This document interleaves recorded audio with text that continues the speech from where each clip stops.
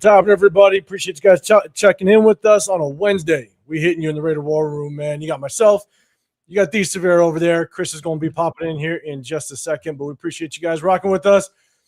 We got a lot to talk about. Obviously, I know a lot of people went live yesterday with the Maxx Crosby news. Obviously, the Ravens backing out of the trade.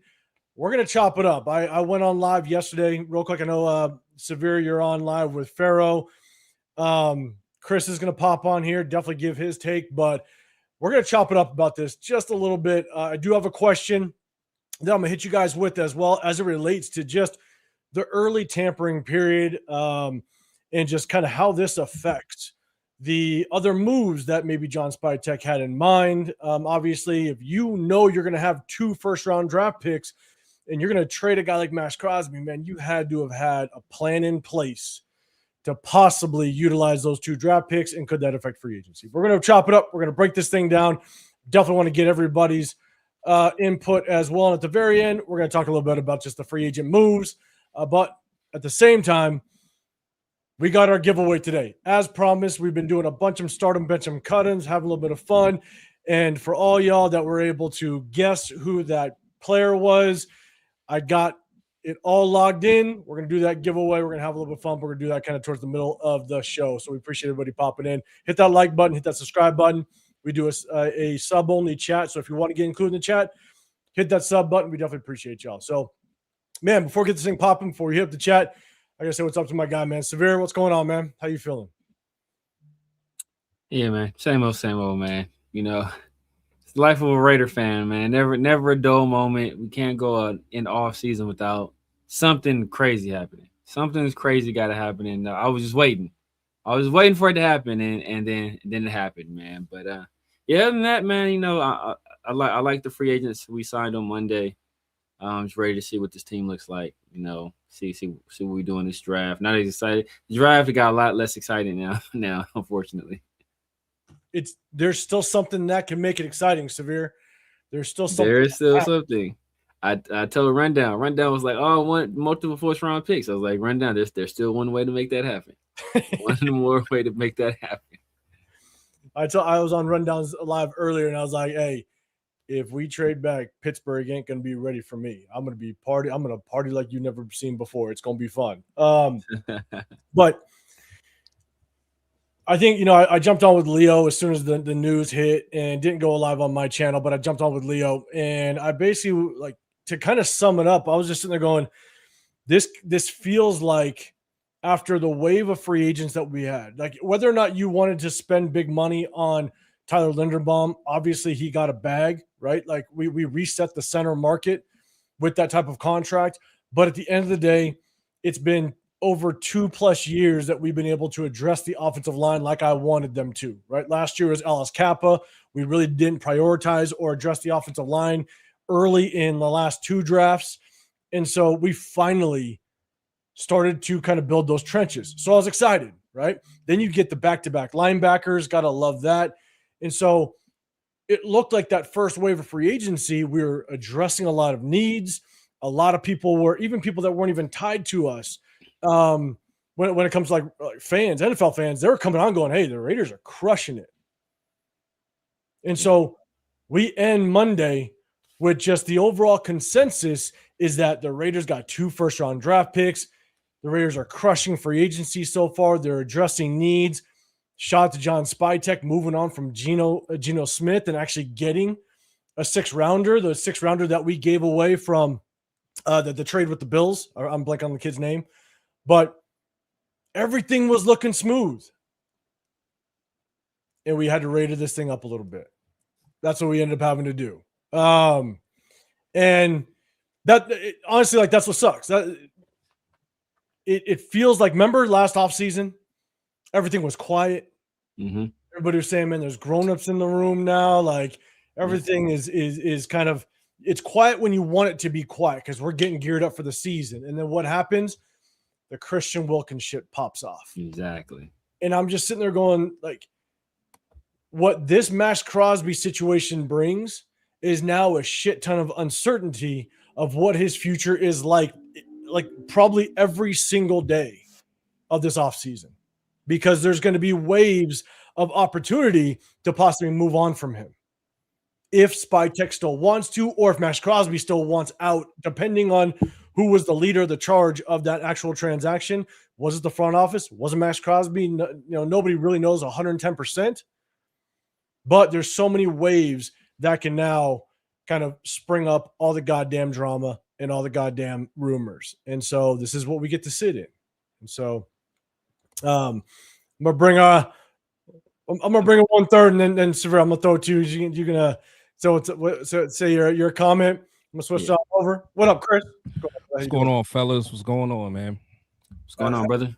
Chris, I don't know if you've had a chance to come on and talk about this. So did you go live at all yesterday or jump on with anybody? Not yet. No. He was too angry. I almost did, but yeah, I was too mad. Severe, real quick, what's your thoughts? Just kind of what I talked about. I think you were about to say something. I would say, man, like I didn't care if Max want to stay. Like I didn't.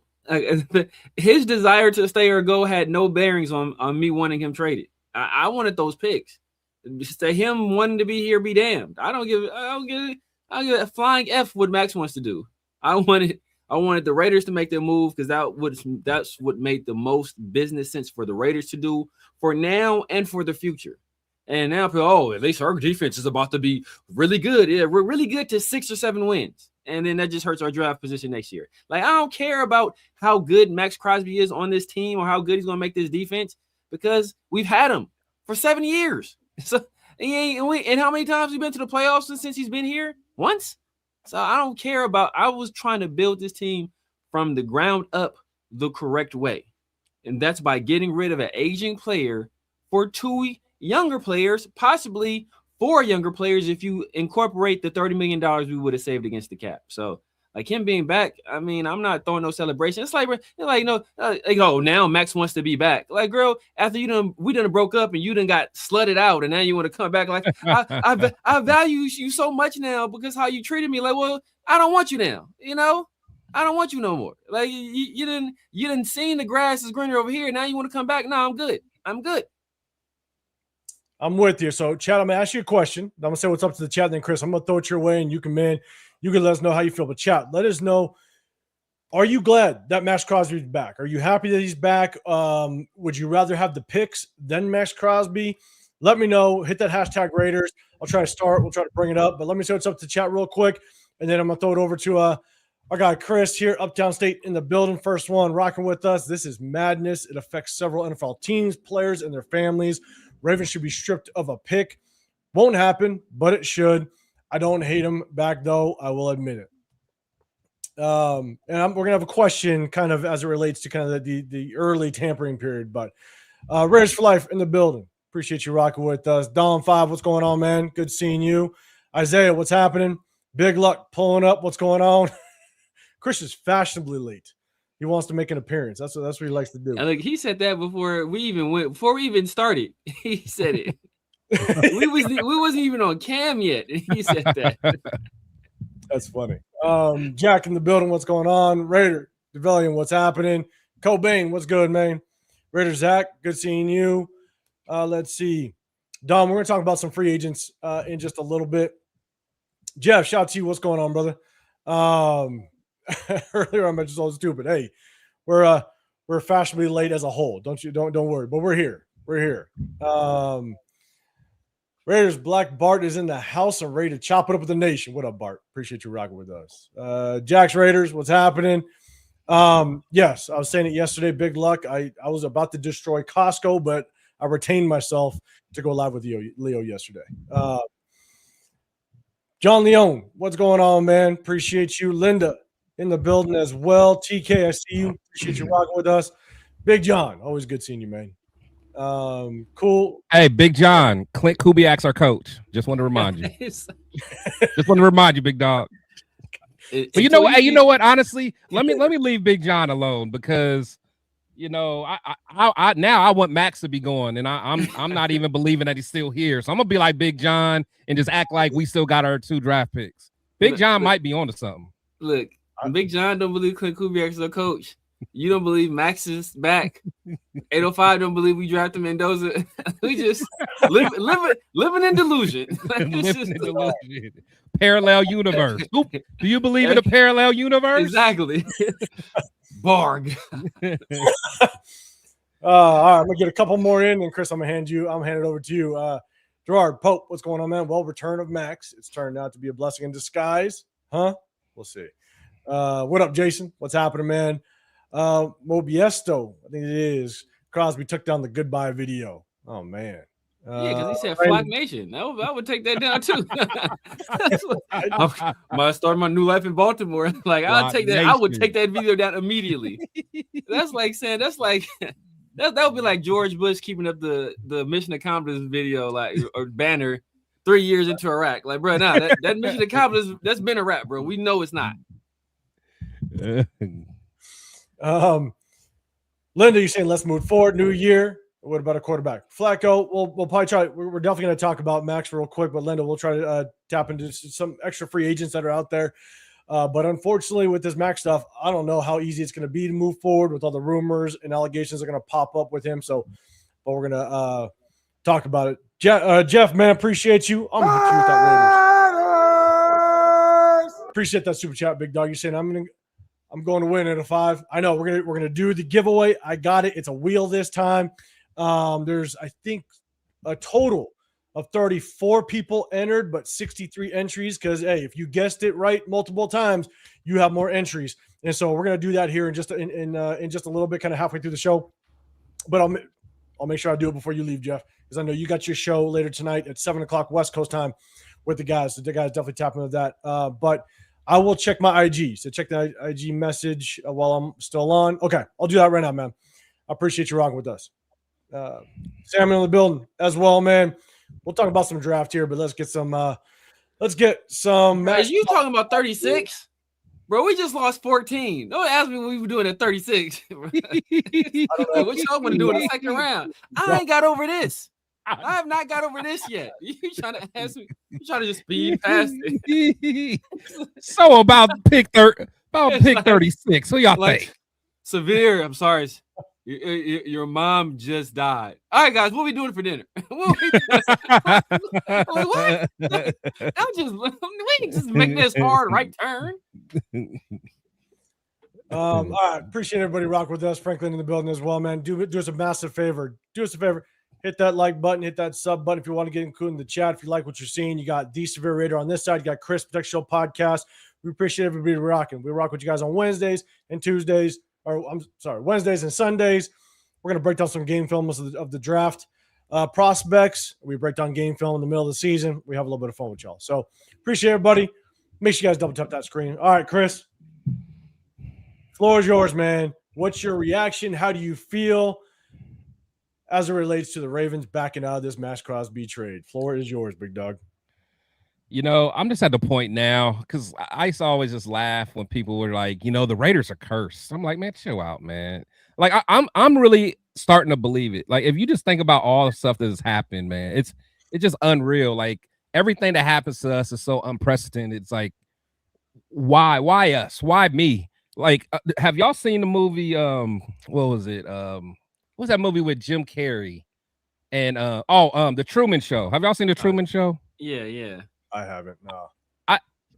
I basically be thinking I'm in The Truman Show. Like, I be thinking like I'm in this show. It's like a world, but really everyone's watching him. It's like a show. Like the outside world is watching him, but everyone's in on it. So like Severe's in on it, 805's in on it. And it's like everything is like happening to like fuck my mind up. Like I feel like that's what's going on. I feel like everyone's part of this show because it can't be real life, man. It can't be real life. I'm absolutely pissed off about this whole situation. Voice, guys. Right.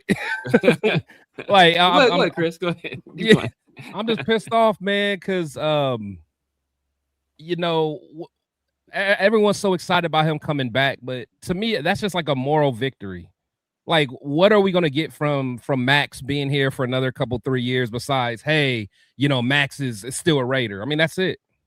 That's it. We're not going to get to no Super Bowl. You know, we're not going to really get to move forward like that. We may get a little better, but the thing is, you know, I'm looking for sustainable success.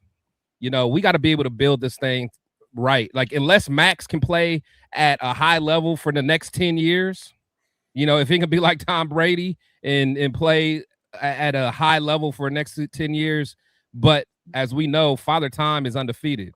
So, regardless of, how Maxx makes us feel when he says Raiders and all this, and it's just, I can't see how people can be happy about this. Maxx was ready to move on. Maxx sat up there and lied to all you guys talking about, I can't believe this happened. Yes, he knew it was happening. He knew the trade was going on. He acted like he was so shocked when he gave that goodbye speech. Oh, I can't believe, dude, you knew what was going on. Like, stop it. Stop it. Yeah, you Flock Nation, all that. Yeah, you meant that. You meant, hey, I'm going Flock Nation. I'm going to bring you guys a Super Bowl. You meant that. Exactly. You know what I'm saying? So, like, come on, man. And again, like I said, I love Maxx, man. Maxx will be one of my favorite Raiders, man. Like, he balled out. He did what he had to do.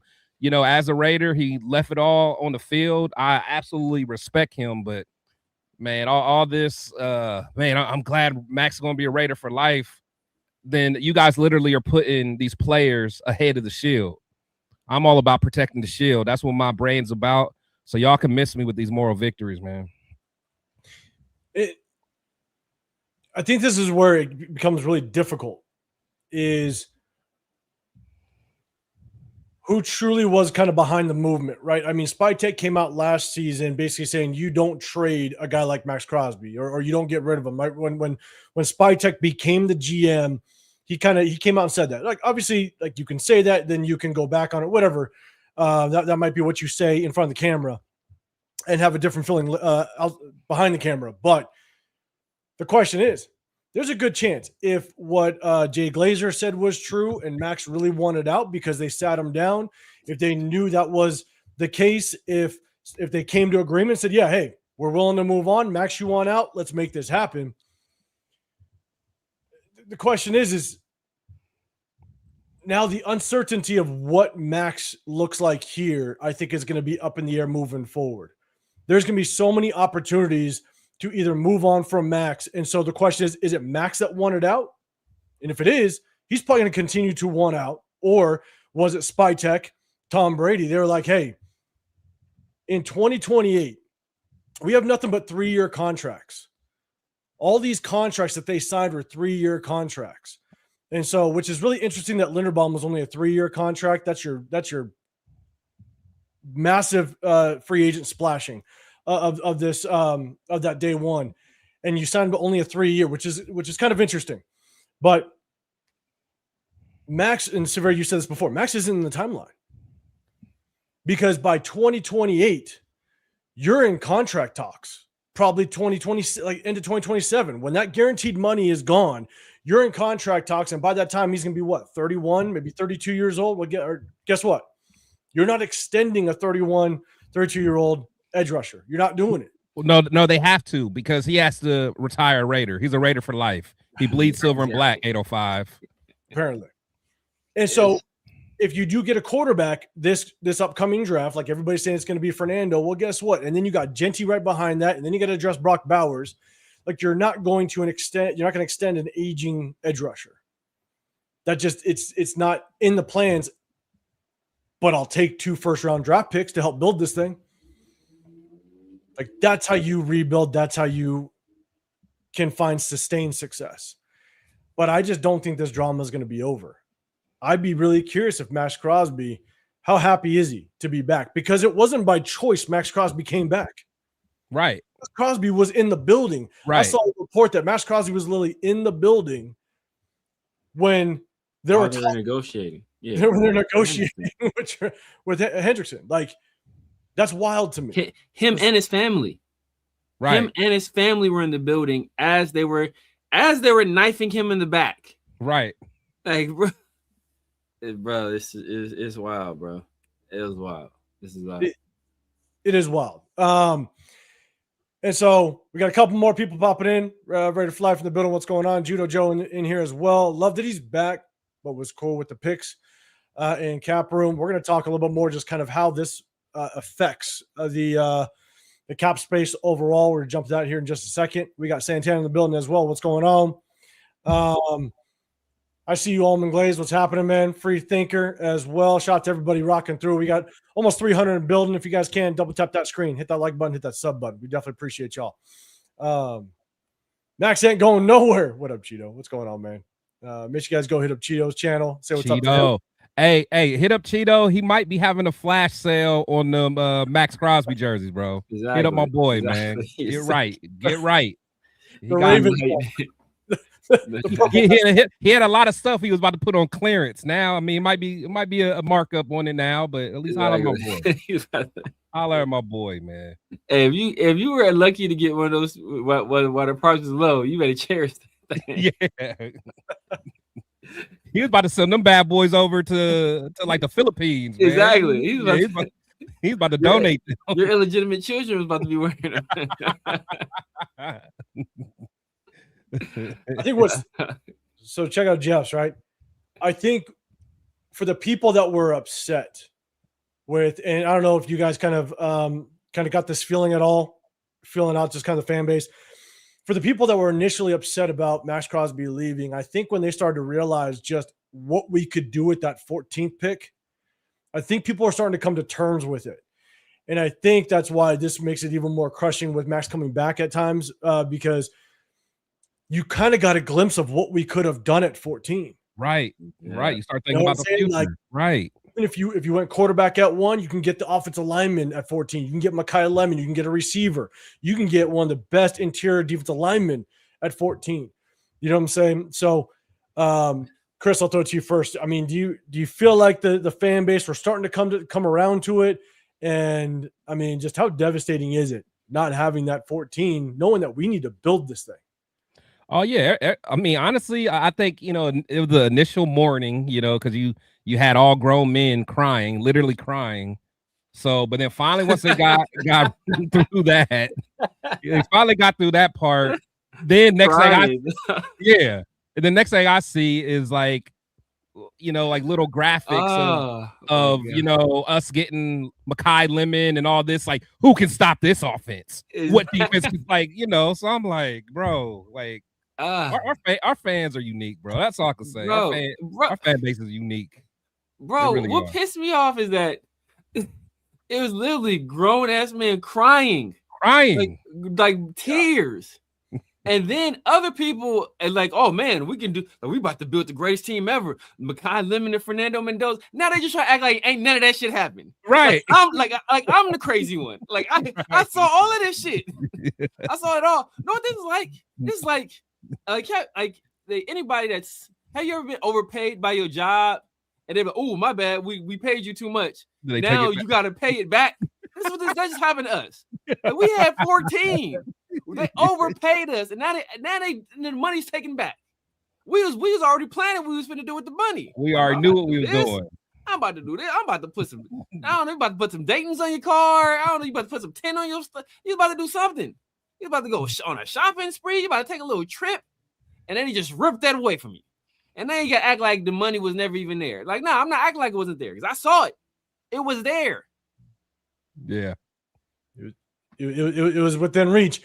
I don't even know how to pronounce this, but you got this guy over down there in Cleveland area. Columbus. Columbus, my bad. Yeah, Cap Town. You want to know why I say Cleveland? Is because of Bone Thugs. I don't know. I correlate the two. That's why I do it. Well, my favorite Bone Thugs, Busy Bone, is from Columbus. There you go. Oh, there we go. He's in the heart of Ohio State territory. I am. He's in Buckeye territory. And I'm a Michigan fan. I just love drama. I just love drama. Man. You got Severe over in SoCal, and I'm in the Vegas area. Yeah. I'm in LA. If I was in LA and lived in Severe's hood, I'd be a Crip. That's how backwards I am. Exactly. That's how backwards I am. You basically are. That's essentially what you are right now. Right. How do we pivot with the draft capital? We're about to get into that, Patrick. To be honest with you, we're going to get into that. But Yvette, good seeing you. Appreciate you. Yeah. What's happening, man? Appreciate you rocking with us in the building. And so that's the question: is how do we pivot from here? And I'm gonna kind of present this. I want to get my guys' take on this. When you move on from a guy like Maxx Crosby, with the intention of getting 2 first-rounders, you have to have a very big plan in place. And you got to remember, right? The news dropped on Friday. So on Friday, they knew they had $30 million in cap space to play with, in addition to, as well as 2 first-round draft picks, one at number 14 this year. So you're within reach to still get either the top or maybe the second best player at that position in their position group in this draft. And so you have the entire weekend to start planning out your path for that first big wave of free agency. And you went and got Tyler Linderbaum. Basically, a lot of people say you overpaid him, but look, it's a position. We got him. It's a need. I'm cool with it. But you gave him a bag, right? And then you splashed like crazy in free agency. You brought a ton of names in. I believe the number was around $280 million that we spent around there in free agency on that day one. And so you did all that planning that Maxx Crosby's contract's gone, and you also have that 14th pick. And so Spytech had to have had a strategy of how do I address free agency and who am I getting at number 14? And now $30 million is gone, and now you don't have that 14. A good GM is going to take a step back and go, holy shit, this screws my plans up. Because you better have had a plan moving on from Max. And so, Severe, I'll throw it to you first in chat. Let me know what your thoughts are. Do you think this is kind of really screwing up the plan? Now, could you work yourself out of it? You can. Don't get me wrong. But 2 first, you're getting rid of $30 million in cap space. Like, you had to have had a pretty damn strategic plan in place. Severe, do you think it screws us up moving forward? According to reports, which I don't know how true these are, the Raiders were operating in free agency as if Max's contract was still on the books because nothing was official. I don't believe that to be true at all. I don't either. I don't believe it to be true at all. And I think that they were in the fortuitous position to have so much cap space where they can spend a lot of money and take a $30 million cap hit on the books and still be fine. But I don't think they weren't anticipating this at all. You know, this is akin to nobody thought this would happen. Nobody would have conceived that the Ravens would back out of this deal at the last minute. So I'm sure they had no idea, or they weren't operating as if it would. That'd be that to have that level of just like foresight. Nobody has that. So does it screw up our plan? I mean, I'm sure that $30 million. I mean, in terms of the draft, off a damn sure it screws up our plan. It screws up my plans, you know. But and just not having that extra $30 million, I'm sure there were a few more minor acquisitions around the edges they would have liked to have made. But now you have a $30 million on one player sitting on your books after you signed, Kwity Paye, who's probably a 5, but do they want to play him at edge? I mean, I don't think so. Quay Walker, in my opinion, he works best as a 3-4 outside linebacker. Can he play inside linebacker in 3-4? Yeah, he played it in Green Bay. He played some inside at Georgia, but I feel he works best as 3-4 outside linebacker. Malcolm Kuntz, the best as a 3-4 outside linebacker. So, I'm sure now you have more money spent on those positions than you probably would have liked to have spent on those positions. And when you're working under a salary cap, it's all about allocating your resources properly. And now there is some misalignment on that front 7 because they added another $30 million that they weren't anticipating having to add back. Yeah. Chris, thoughts on that, man? Just, do you think it screws up the plans moving forward? Again, like I said, you can work yourself out of it, but do you think it screws up the plans? No, it definitely does. I mean, we already were at the point where, if we weren't going to trade back our first pick, it's like our margin of error was so small anyway. Now the fact that we got Max back, with the money that we have, it's like every move has to be we have to knock this draft out. We damn near have to find another Maxx Crosby type of value in this draft. We need to find a 4th, 5th, 6th round guy that's just gonna, that's been under everyone's radar and just ball. That's the kind of stuff we need for all this to make sense. Because if we're not in the playoffs, really, I mean, if we're not in the playoffs while Max is on our team, then what the hell are we doing this for? So, I mean, realistically, if we're keeping Max in, expectations should be playoffs this year. I don't want to hear nothing about 6 wins. I don't want to hear nothing like that. Now that we have Maxx and got his contract with no future first round picks, if we're not in the playoffs, it's a failed season. I don't care what nobody say. We're just in a bad situation. And just like Severe said, I don't think that, that they weren't conducting business as thinking that Maxx could potentially still stay with us. It was like that money was long gone. They're already thinking about, honestly, the draft is a little over a month away. I would hope that they already had their mind, kind of fixated on what they're going to do for the draft. I was hoping that they would already have a plan. So I don't buy that one bit. I think a lot of this is screwed up. I'm holding out, hoping that, we can still somehow get some picks, but I don't know, man. If Maxx is going to stay on this team, I expect, playoffs, winning the division. Anything else, it don't make sense. So, and that's the tough part is, I don't see even with Maxx, right? We've seen what Maxx can do, and we've seen what a season looks like with Maxx, and unfortunately, 2 seasons where he ends with an injury, and at the same time, a Maxx at the edge position. Now we add some pieces. Yeah, could it help us get to maybe 6 wins? Maybe, but if we go get Fernando Mendoza, we're not on the ship to go to the playoffs. We're just not. But the expectation could be there, and at the end of the day, I think it's just the Ravens. The Ravens doing some dirty ass work. That's what kind of pisses me off. And we're going to talk a little bit about the reaction to the GM, the Ravens GM, and what he said. A couple things that he mentioned in his presser. Not sure if you guys had a chance to take a look at it or hear it. We will definitely get into it. But one question: does anybody know if Linderbaum has actually signed on the dotted line? He hasn't. Yeah. I haven't heard anything about it yet. Imagine him backing out. Imagine. Oh man. Imagine him backing out. Because the one thing the GM said in his presser was that when they realized they couldn't get guys like Linderbaum and stuff, like he started saying, like they weren't able to get certain guys and they were leaving. Now, mind you, I don't see the Ravens being able to pay Linderbaum more just because their salary cap situation is shit. But yeah. Oh he's. We paid him 27. Nobody else is paying him that. So yeah, they turned down his 5th-year option. His 5th-year option was only like 23, and that's why they turned it down because they didn't want to pay him that much. Yeah, because the salary cap situation sucks. They can't. Yeah. They're gonna have to restructure Lamar, all that stuff. And so I see John in the building. What's going on, man? Appreciate you. We got Myra. What's going on? Appreciate you, Michael. Super chat out there. So we're leaving to drink more after the first pick. No. We're not leaving after the first because we're gonna have the second. We're most likely going to have the 16th. Myra, I'm throwing it out there. I don't care. I'm gonna continue. Hey, I feel you. Hey, 805. Hey, 805. Get your Big John on. Get your Big John on, bro. It's happening. Parallel universe, man. Let's live it. TK, I heard the Ravens backed out after Maxx played his mixtape.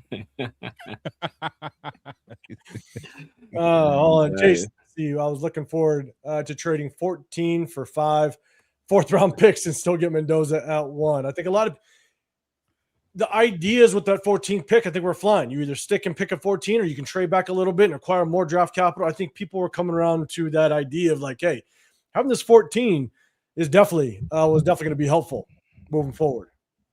All I know is I was going to cook on the mock drafts that we were going to have. Man. I was going to cook. Our future was going to be bright. I'll put it that way. I probably would have lost though, because the chat would have gave me all Fs. But boy, we would have been good for the future. I would have cooked, but I still would have been close to water. Yeah, 805 was losing for sure.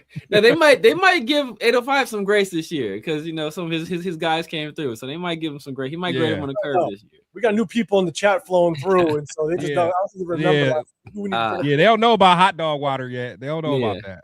I'm gonna let Jeff handle that. Jeff will take care of 805 by himself. So I ain't worried. He's gonna get the chat all riled up. Exactly. He's gonna tank your score single handedly. So I'm good. Absolutely. God damn it.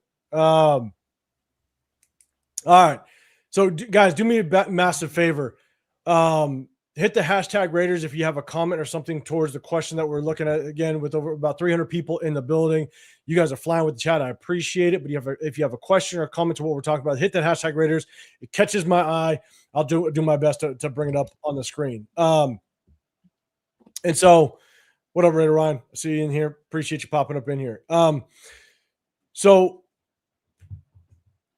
real quick, let's talk about the presser that the Ravens GM and Chris. I don't know. Do you have a chance to watch it at all? No, I didn't. Okay. So, Severe, I think we talked about it right before we jumped on. You didn't really watch it either too much, right? No, I didn't watch it at all. Okay. So, I'm going to just kind of throw it out there and basically say his demeanor, everything, he was full of shit.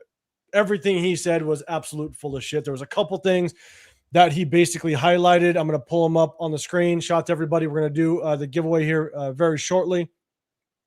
And I'm going to pull this one up on the screen because this is something that he basically said over and over again.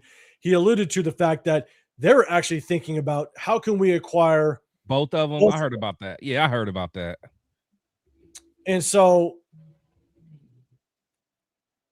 I'm going to share this up here. And basically, that's what he was indicating was he thought that there was a chance and they were exploring the fact of bringing in both Maxx Crosby as well as Trey Hendrickson. And he was just he was disappointed, basically, that he couldn't make it work. He was disappointed that Maxx Crosby couldn't be a part of this and having two edge rushers on both sides. What's your reaction, Chris? Chat, let me know what your reaction is to this. Do you think he's bullshitting? Again, I think he's bullshitting 110%. But Chris, what's your reaction to the GM basically saying they wanted to bring both of them in and it just didn't work out? As a great philosopher once said, we don't believe you. You need more people. He's lying. It's straight cap. Straight cap. We don't believe you. You're lying. Absolutely. Like, there's no way. There's no way, man. That dude's a crook. He's had history of being a crook. And no, I don't believe nothing he says, man. Absolutely lying, bro. Severe thoughts? Do you think it was even what are your thoughts on that as a whole? That is a damn. He lying. It's like when he lying. Rage is lying. It's like when somebody tripped and they try to play it off so they don't look like this is what he did. He's lying. He got caught with his hand in the cookie jar, and now he got to make up some excuse as to why. like if you out and you doing some dirt and somebody see you, it's like, bro, why was you? I thought you was at work. Why was you over there off a third? Like, oh man, I had to pick up something bro, you lying, bro. You know you're lying. You trying to make an excuse as to why you got caught. You was doing something you wasn't supposed to be doing. You somewhere you wasn't supposed to be. Well, we know you're lying, and that's what he's doing. He's just lying right now. Nasty work, man. John, you saying breaking news like it's actually happening, or are you just throwing it out there like you want it to happen? Let me know.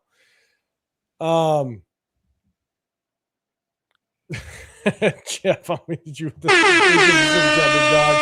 Oh, the cut bench start. Cut them both. God damn it. Appreciate you, Jeff. And so, yeah, Jason Downs, we gave Jets Geno in the 7th. What more do you want? That was a good move. I don't even care no more. Like, I was hype about that. Look, yeah, man. I don't care about that, bro. Yeah, I don't even care no more, man. We lost the 14th pick. I'm so defeated. All right, y'all, but come on, guys. We're going to do it 36. Like, I don't hear none of that. I'm going to hear nothing about the 36th pick. I know. Yeah, man. But and this is why this feels like the Christian Wilkins shit where everything was going smooth, everything was working, everything looked right, and all of a sudden we get hit with this. It feels like everything. Christian Wilkins. It feels like Chandler Jones. It feels like D'Angelo Hall. Like we can go on and on, man. It feels like Antonio Brown. It's endless. It feels like the index card. It feels like the index card, tuck rule, phantom whistle. I mean, like everything, man. That's what I was saying to Cheeto yesterday. I'm sitting there going like, What sucks about this, I'm going to go to kind of my take on Eric DeCosta and what he said. My take on this, what really sucks is, can we work ourselves out of this? Can we still find success even though this didn't go down? Of course we can, right? Yeah. You make the right moves. You make the right acquisitions. We coach these guys up. We draft well. We can still turn this thing around.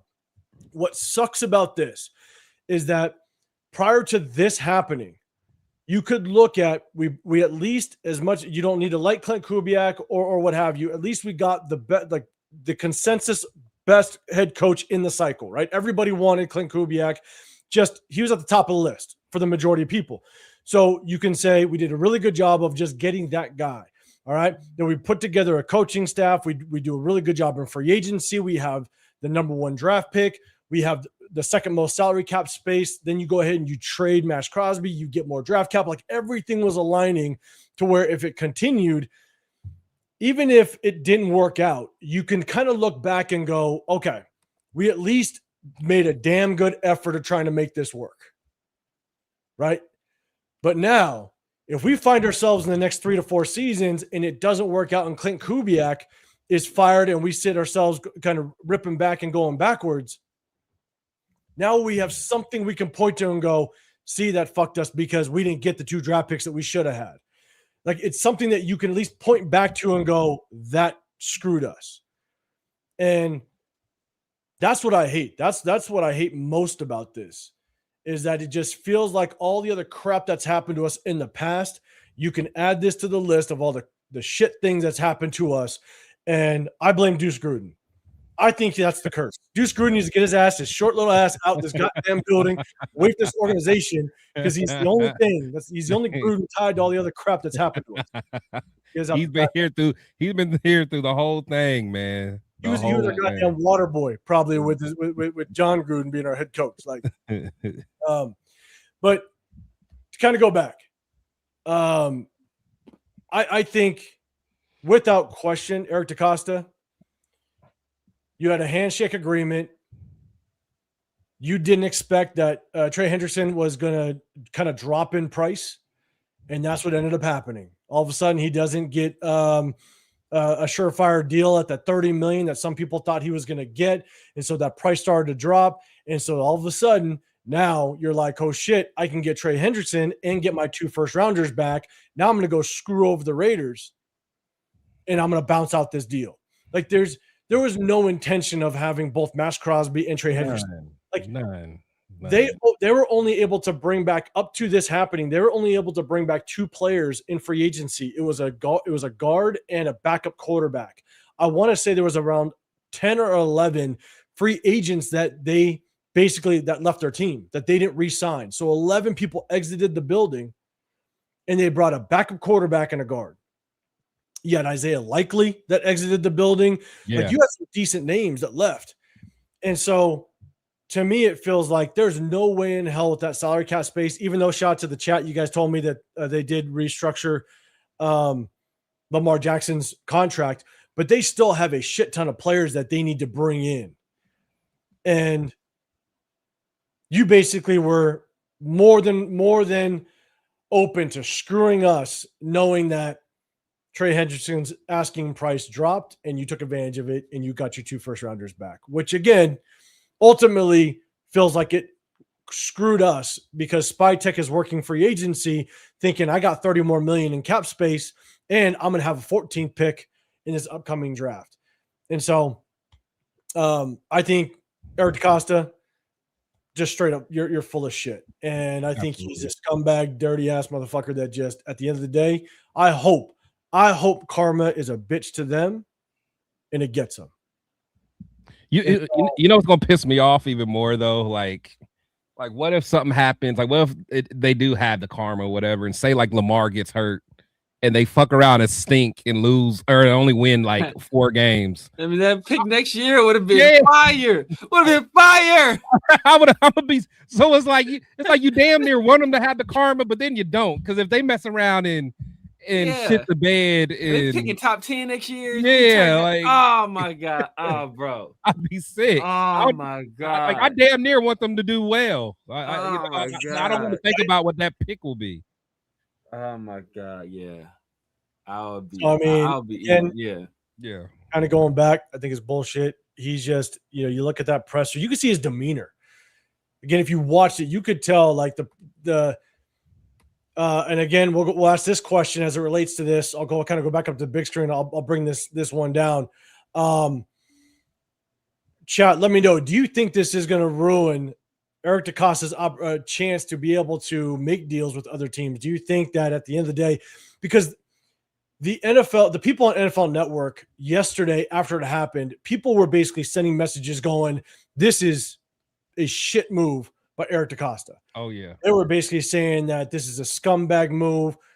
This should not happen, whatever, so on and so forth. And then all of a sudden, after that presser, everybody on NFL Network is like, well, you could really tell that they really tried to make this work. And I'm sitting there going, no, this bastard literally just screwed us. And he knew, because you can see that the way he was answering questions, he had no clue how to answer them, because you can't beat around the bush with this one.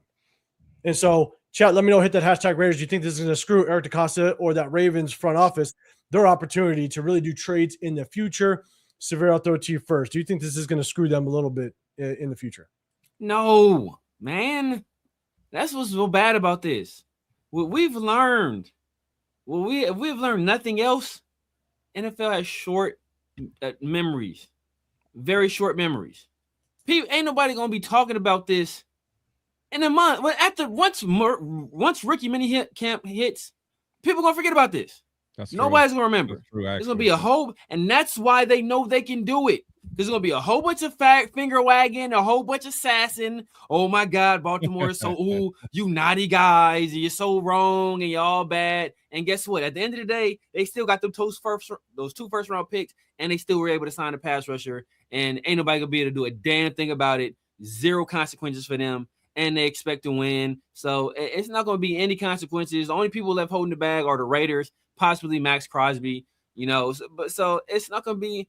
People are gonna forget about this, man. People are gonna forget about this. Like, will it affect their ability to do it? Deals with the Raiders? Yeah, I'm sure. But we'd be fooled. But guess what?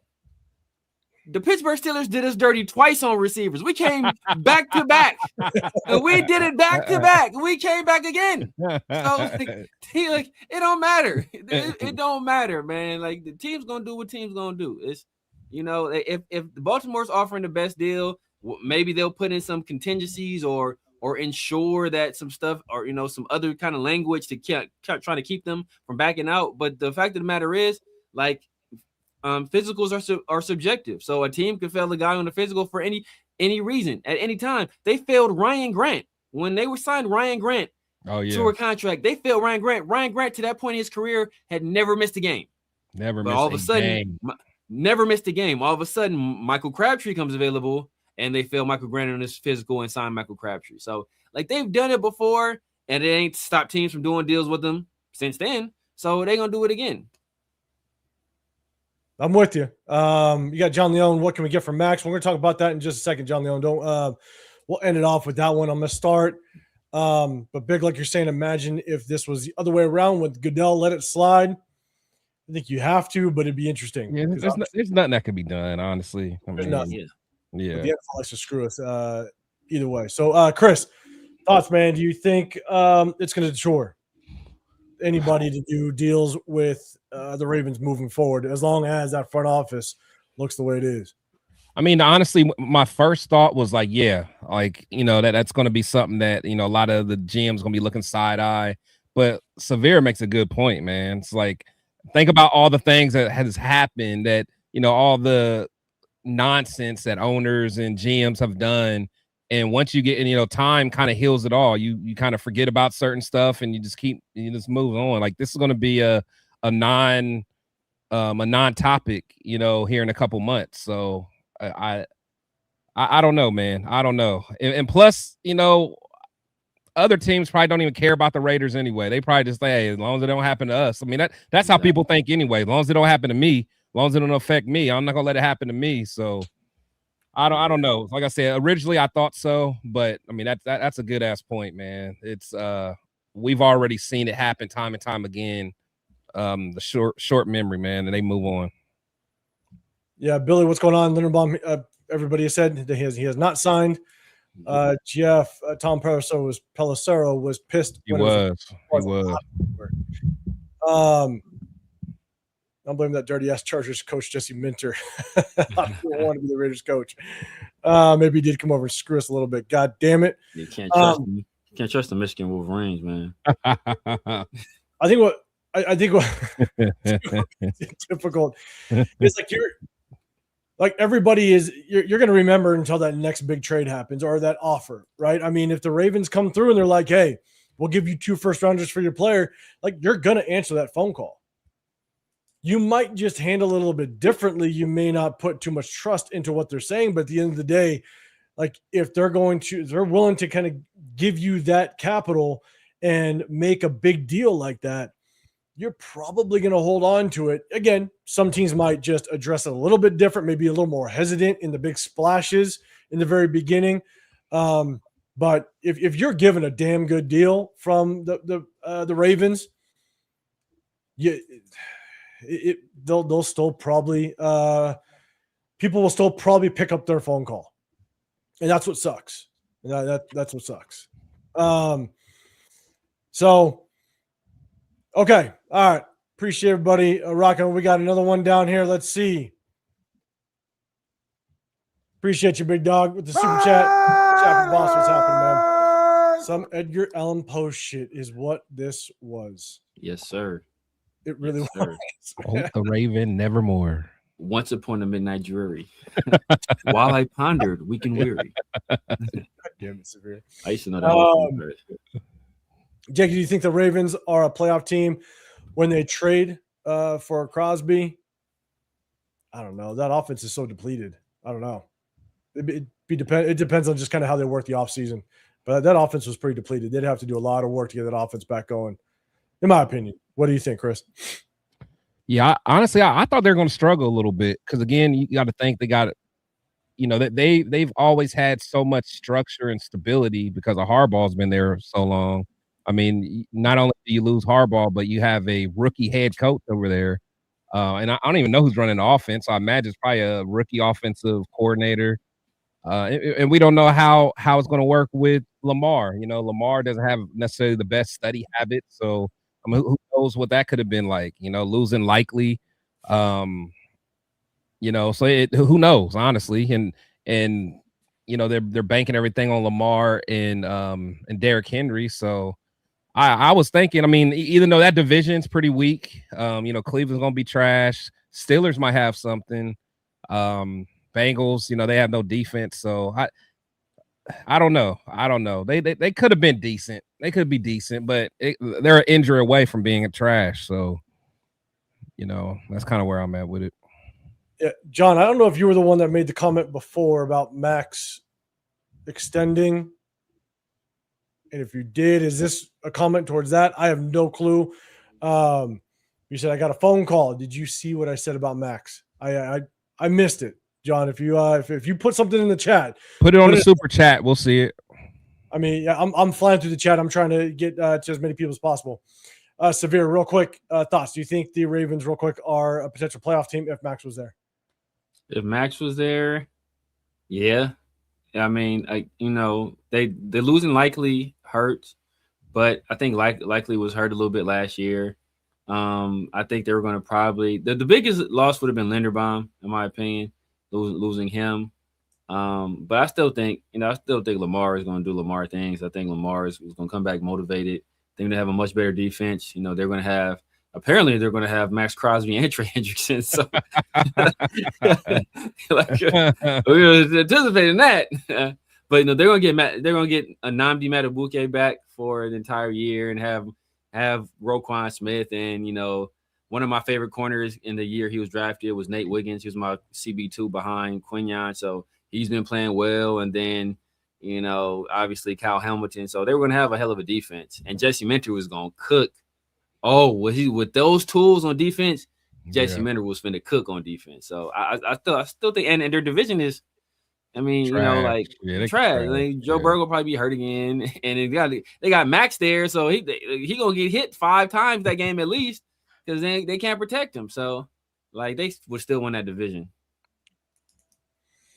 So at this point, right, and shout out to you, there was a question before, and Cheeto, you kind of mentioned it. The question is, at this point, chat, let me know what you would accept for a Maxx trade. Obviously, with the medical that came out, which is kind of bullshit because they all knew what the medical was. Like, there was no way in hell he was going to pass a physical coming off of surgery. So, like, everybody went into the trade talks knowing that what Max's situation was. And so the whole, I think, failing a physical talk was bullshit. And another just shady ass move by Eric DaCosta in that front office. But currently, because now the Ravens back out and there's just more information kind of flooding out there because they said that he has like a fracture in the knee that's just not healing in whatever way. What kind of trade would you accept for a Maxx Crosby?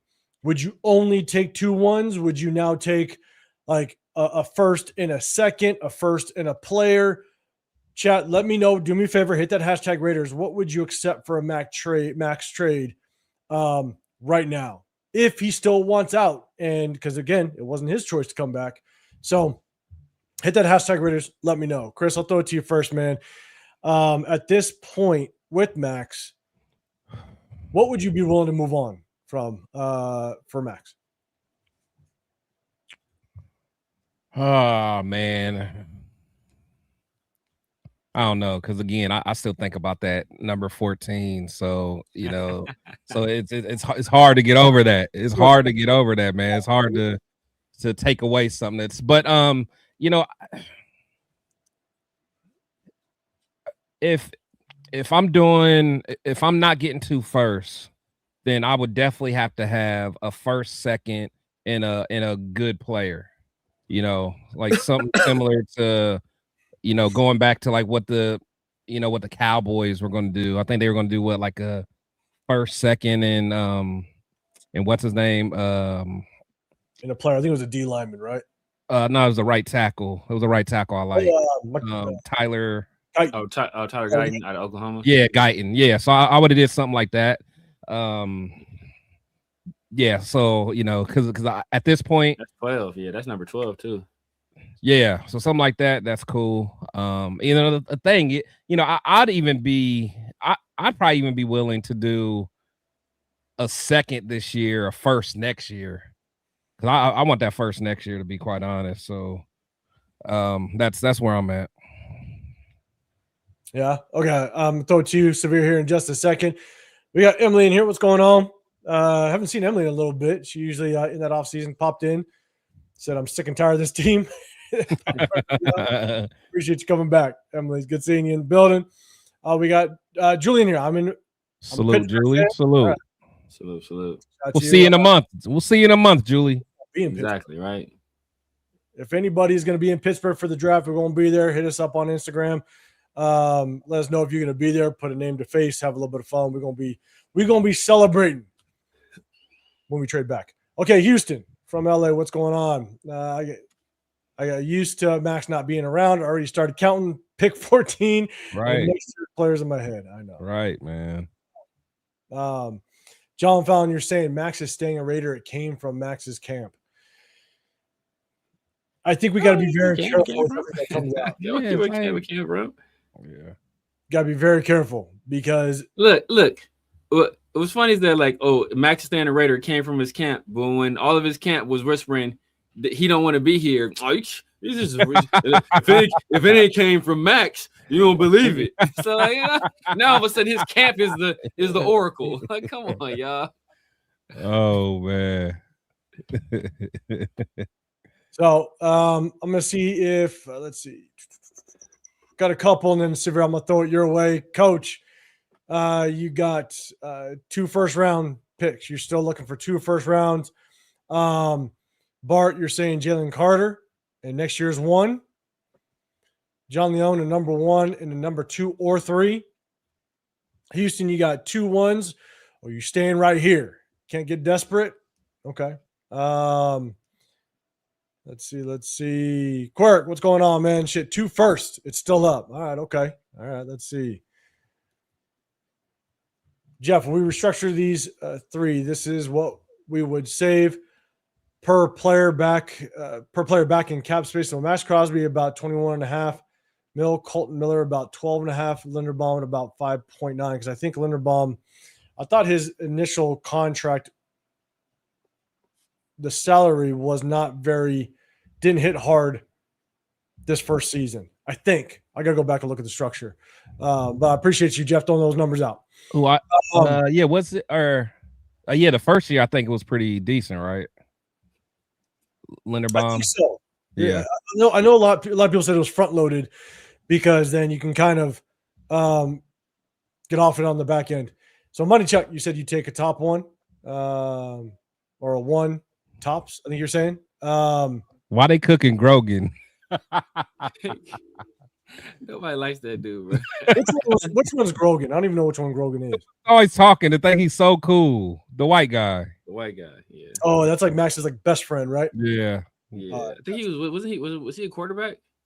Yeah. I think he was at the Browns. Yeah, I think he maybe was on the practice squad or was there for a little bit. He was at Eastern Michigan with him, right?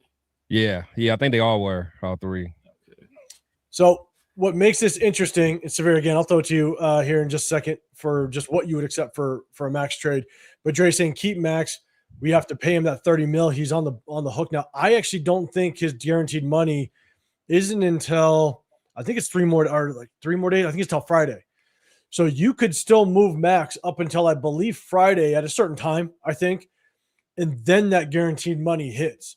So if you want to trade him at any point prior to that money hitting, I do think you have today and tomorrow to still move on from him, and you don't get hit with that guaranteed money. I think. Chat, let me know if I'm wrong, but I think that's the case. Rebel, someone's first round pick in a second this year. Dixon, what's going on, man? At least a first and a second. Okay, Jeff, now tell them to go restructure. Jeff throwing more numbers, roughly 38.9 million added room, and that to the current 37.93 million. I think that we currently have, and the Raiders could get roughly 77.7 million in 2026 cap. You're throwing those numbers out, man. There, I appreciate it. So let's see, John. I don't care if he wants to stay. Now he needs to leave. John wants out the building. John, good. First, second, all day. Derek, first and a player, or first and a second. Show deuces. I'd take a first and a player. If it's a 2027 first, so be it. Omega, first, second, and a player. All right. Cheeto still wants that 14. All right, Severe. What would you take for Maxx at this point? I want a first this year, a third this year, and a first next year for Maxx and our second round pick, because you motherfuckers have the nerve to talk about what we're doing at 36. I want that pick gone. I don't want that fucking pick here. Get 36 the fuck out of here. How we know? We're doing it in the second. In Pittsburgh, too. We don't. Severe. Oh yeah. 36 pick now. Pick 36. We're recording Severe.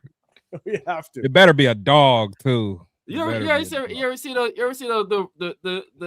videos where like the dude would be on a roller coaster? He just be looking back while the people recording him. Yeah, that's gonna be me at 36. Everybody like,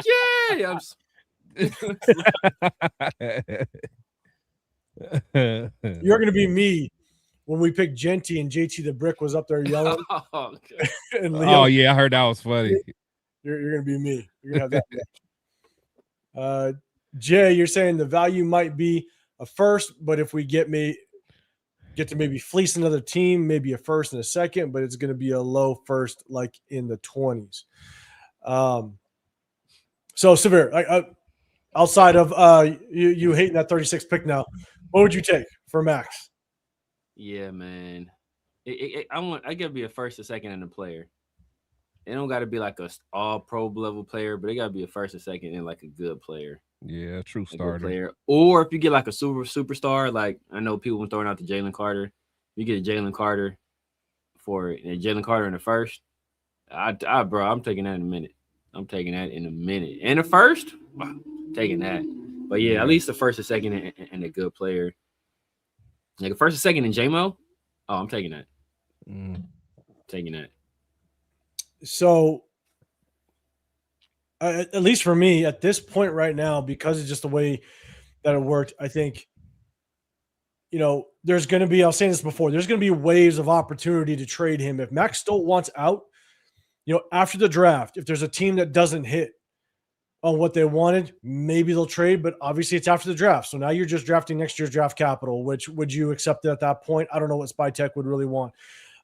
Ideally, you want to trade him prior to this draft so you can get some return off of it pretty immediately. That's the ideal situation.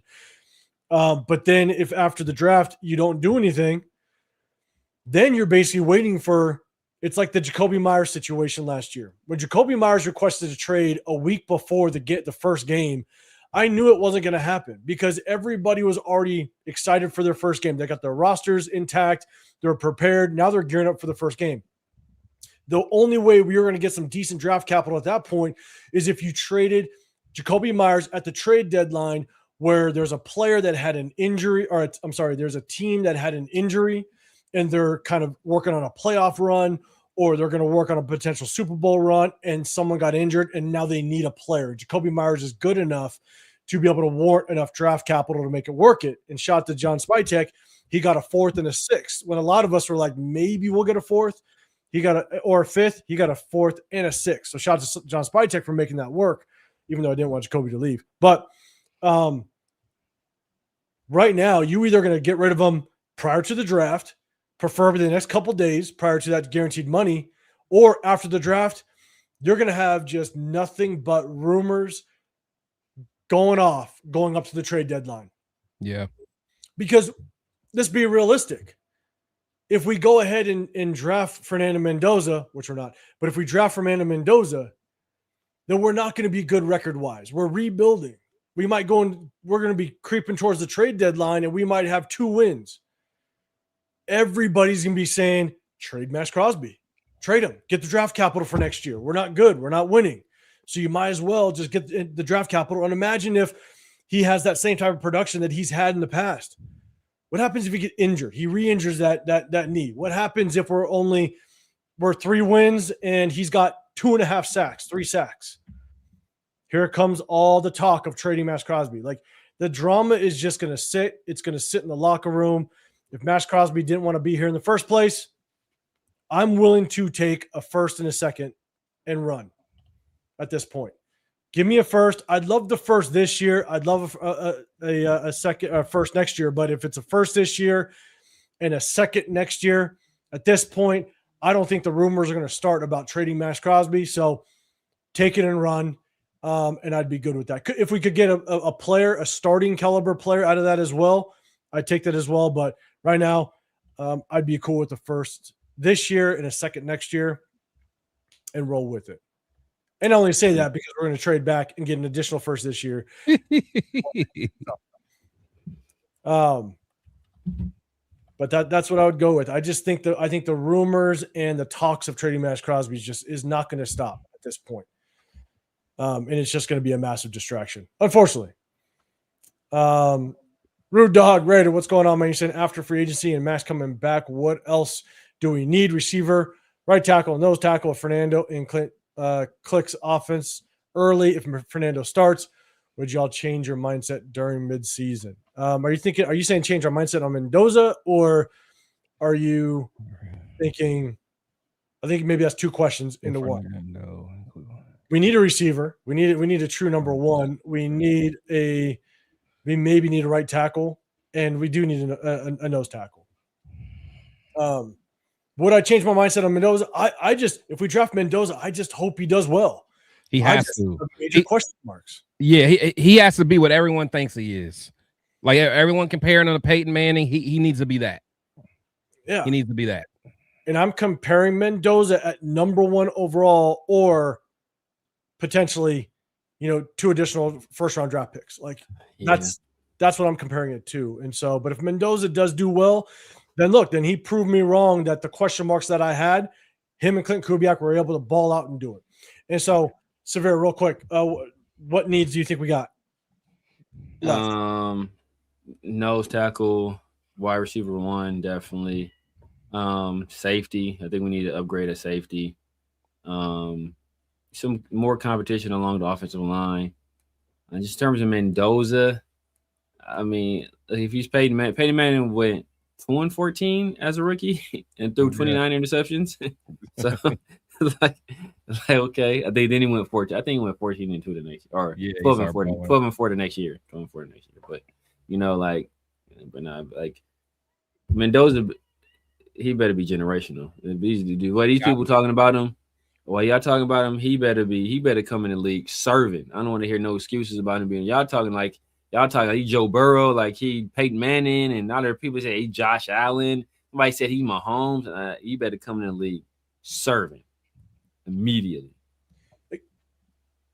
Number 1 overall is you see like future Hall of Famer. That's what you want out of a number 1 overall. It's not like when we picked Genty at 6, I felt like, look, Genty at 6, he's got to be one of the best to play running back with the Raiders. Like he's got to go down as one of the better running backs to play in the silver and black. That's what you want at number 6.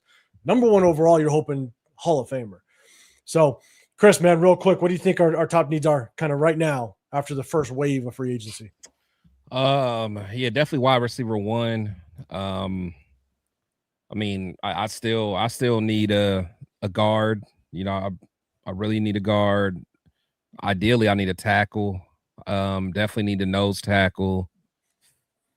I mean, I even a corner, a safety, a kicker. I don't even know where the Matt Gay came from, but whatever. Yeah, so we'll just start there. We'll start there. Okay. All right. A tight end 2. We need a tight end 2. Yeah. Mayor soft ass. You're gonna piss off somebody, and maybe he's on the screen right now. He reading. He got ADD. He ain't even hear what I said. I can tell. I caught the end part where he said Mayor soft ass. I didn't catch nothing else. That's why I said it to wake him up. I knew there was some slander. I knew there was some slander in there about Michael Mayer. Look, you can talk all you want about Michael Mayer. You know who you better not bring up though. You know damn well you better not bring up the future. We need a right tackle, man. We need a right tackle. Before you even get to that, Severe, we're gonna get to this super chat. I'm gonna cut you off with that one. God damn it, John B. What's going on, man? Throwing a super chat out there. Appreciate you. You're saying crazy thought, but why not sign Kyler Murray and trade the first overall pick for a haul? Trade Madden Max to Detroit for more picks and Jameson Williams. We don't. This channel don't think you're crazy. John, yeah, welcome. Crazy about the welcome. Crazy like a fox.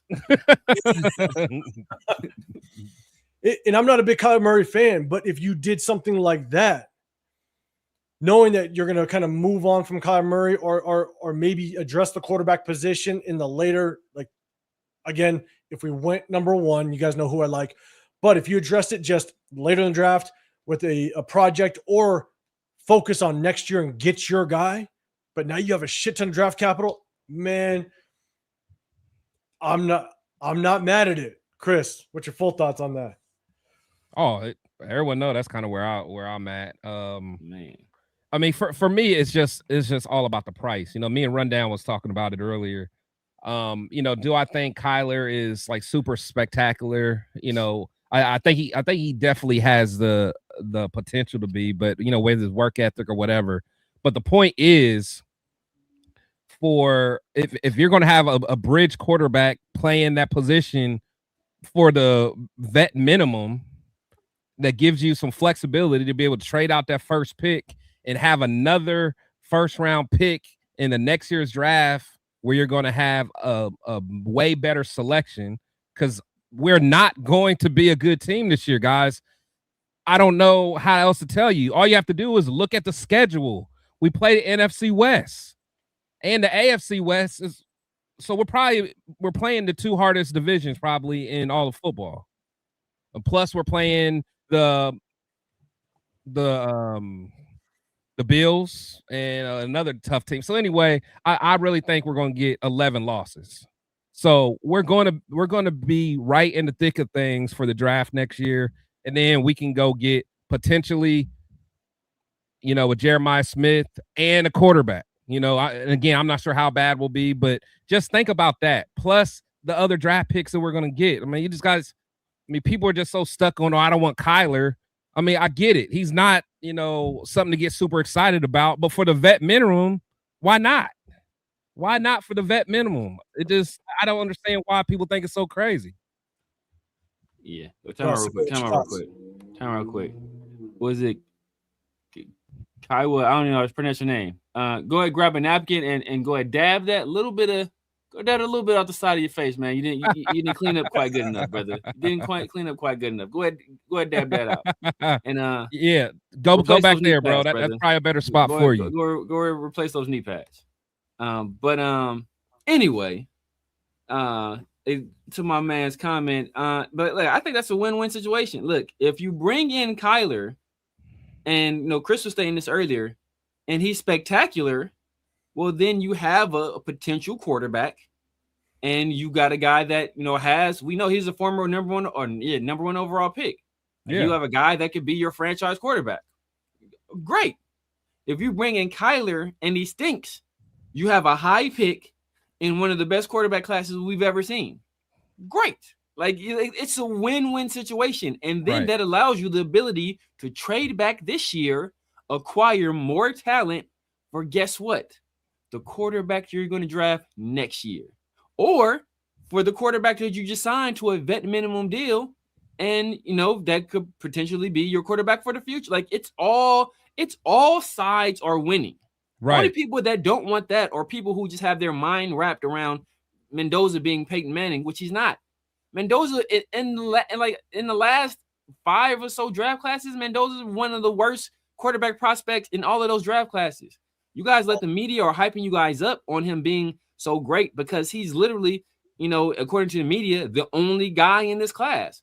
So when you compare him to essentially nobody else, well, it looks really good, don't he? But when you start comparing him to these other guys, he's not that dude. Is he a first-round talent? Yeah. But do I want to draft a first-round talent, back half of the first-round talent and number 1 overall and lose out on a potential to get multiple first-round picks and a better quarterback in next year's draft class? No, I personally don't want that. I like maximizing value, and I don't think drafting Mendoza at number 1 maximizes value at all. I'm with you. We will definitely talk a lot more about Fernando Mendoza.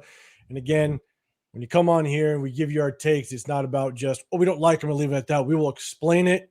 Trust me, I will give you damn near 13 bullet points as to why I have question marks on Fernando Mendoza. But that's for another show. We'll get into it. We got another super chat. Appreciate you. I'm going to give you a Raiders on this one. Appreciate you, big dog. You're saying if your car was worth $10K and ran out of gas on a test drive, how much you discounting price? None.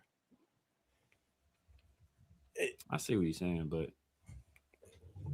let me hold on. I'm gonna reread that one again. If your car was worth $10K and ran out of gas on a test drive, how much you discounting the price? None. But if your car was worth $10K and you ran out of gas on a test drive, but a mechanic said something wrong with your alternator. Something's wrong with your alternator. Well, then how much are you discounting it at that point? It could have just been out of gas. But if a mechanic is saying, "Hey, man, look, I don't know how much longer this car is going to last. I don't know if this car is going to be a long-term vehicle for you." Then what's the price? And what's shady as shit from Eric DaCosta was that you knew that car had an issue coming off of surgery, and you still took it out for a test drive, and you still sat down to sign those papers. That's the shitty part about what Eric DaCosta pulled, is that you knew coming off of that surgery, he was not going to pass it. And so no matter what, it's still shitty. Now, mind you, I think everybody knows.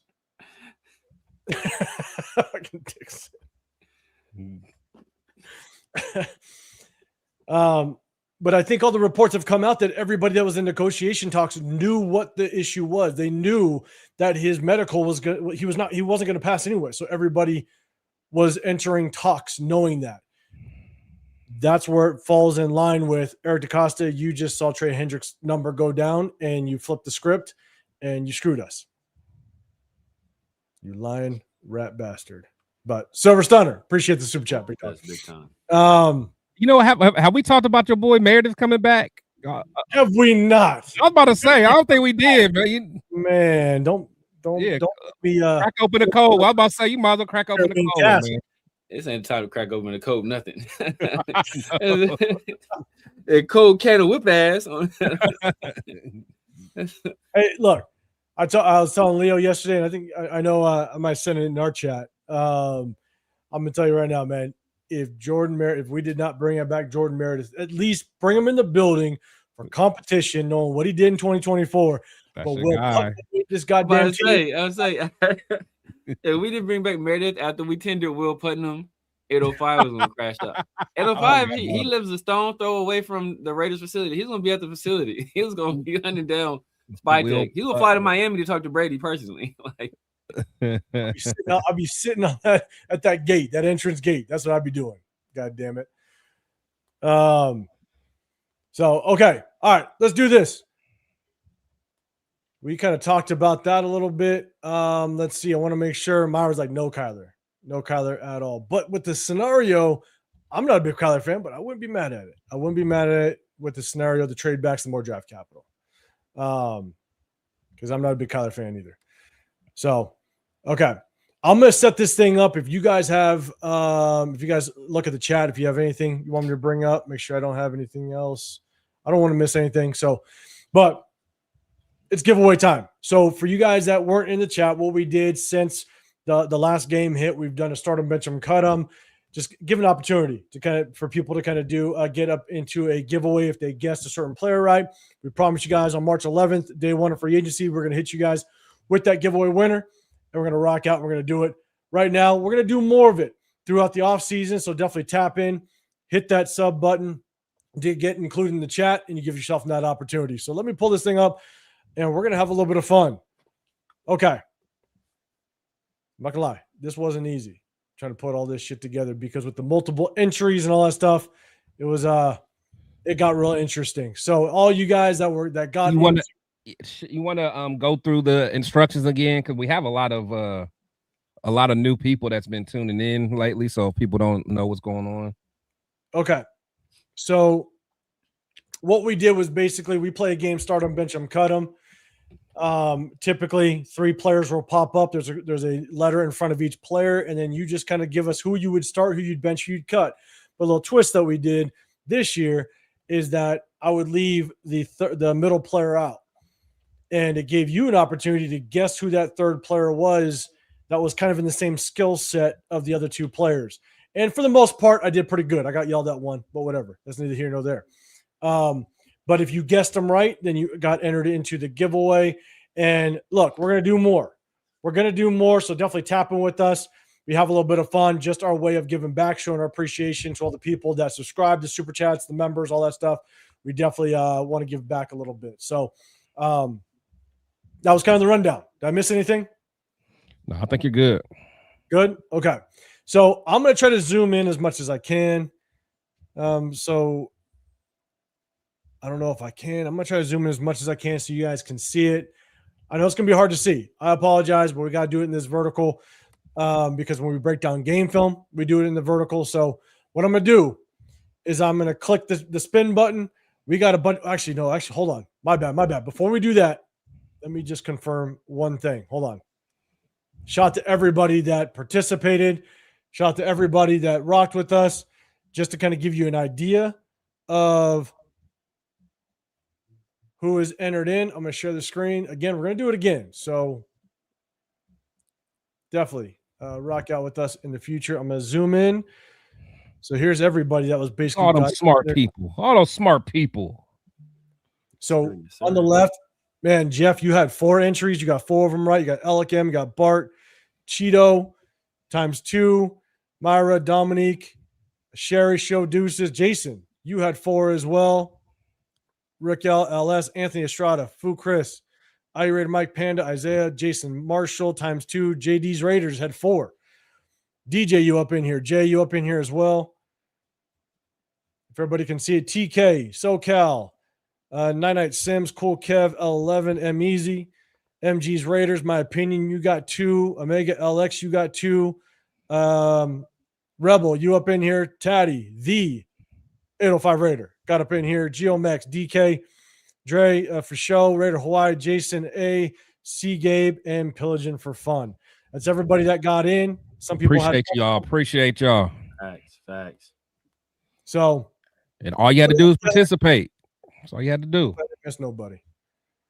All right, let me switch it back up to the other screen, and we're gonna get this giveaway in. What I'm gonna do is once I hit this giveaway, again, I apologize if you guys can't see it, but I promise you the name will pop up. I'll give you the instructions on how to redeem the giveaway. We're gonna go. Everybody's entered. All right. I'm gonna hit this spin and we're gonna get this thing rocking. Here we go. Oh no, I'm not Bueno or I'm not Bueno with John Fallon. There. He said he should have been on there. No, hold on. Let me see. Okay, hold on. Give me a second, guys. Check the chat again. Yeah, you might have to verify. He might be lying. He might be related to might be yelling at me. Eric DeCosta. Yeah, he might be related to the Ravens GM. I got 5 entries. Yeah, I don't trust nobody. I'm sorry, I'm scoring right now. I don't trust nobody, man.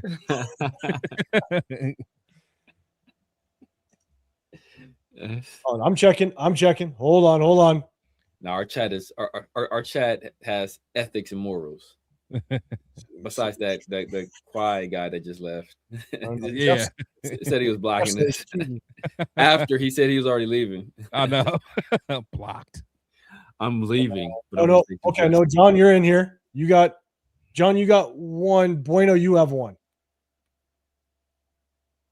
I'm looking. Hold on. Yeah, both you guys are in here. Who? I'm not Bueno. Doza. I only got him as I'm not Bueno. Oh, I'm not Bueno. Okay. Yeah, so he's in there. Okay, you good? We Gucci? We good. Gucci. Here we go. We're going to hit this spin, 1 giveaway winner, and then as soon as that hits, I'll give you the instructions on how to redeem that giveaway. All right, let's go. Good luck, everyone. Good luck. If Chewy a Raider for Chris win. Uh-oh. Cool Kev. Oh, Cool Kev in here? For sure. I don't think Cool Kev in here either. Is Cool Kev in here? Cool Kev, you in here? If not, I'm going to make sure we'll reach out to Cool Kev. We'll make sure he gets it. Kev always be here. So, yeah, salute to him, man. Yeah, for sure. Cool Kev. All right, bro, big dog. You in. Let me do this. My guy. If you in here, here's the banner. Email me at realraider805@gmail.com. Email me. Everybody about to email you. Exactly. I'm Cool Kev. Cool Kev here. coolkev@gmail.com. Send it here. Then I go spell it right.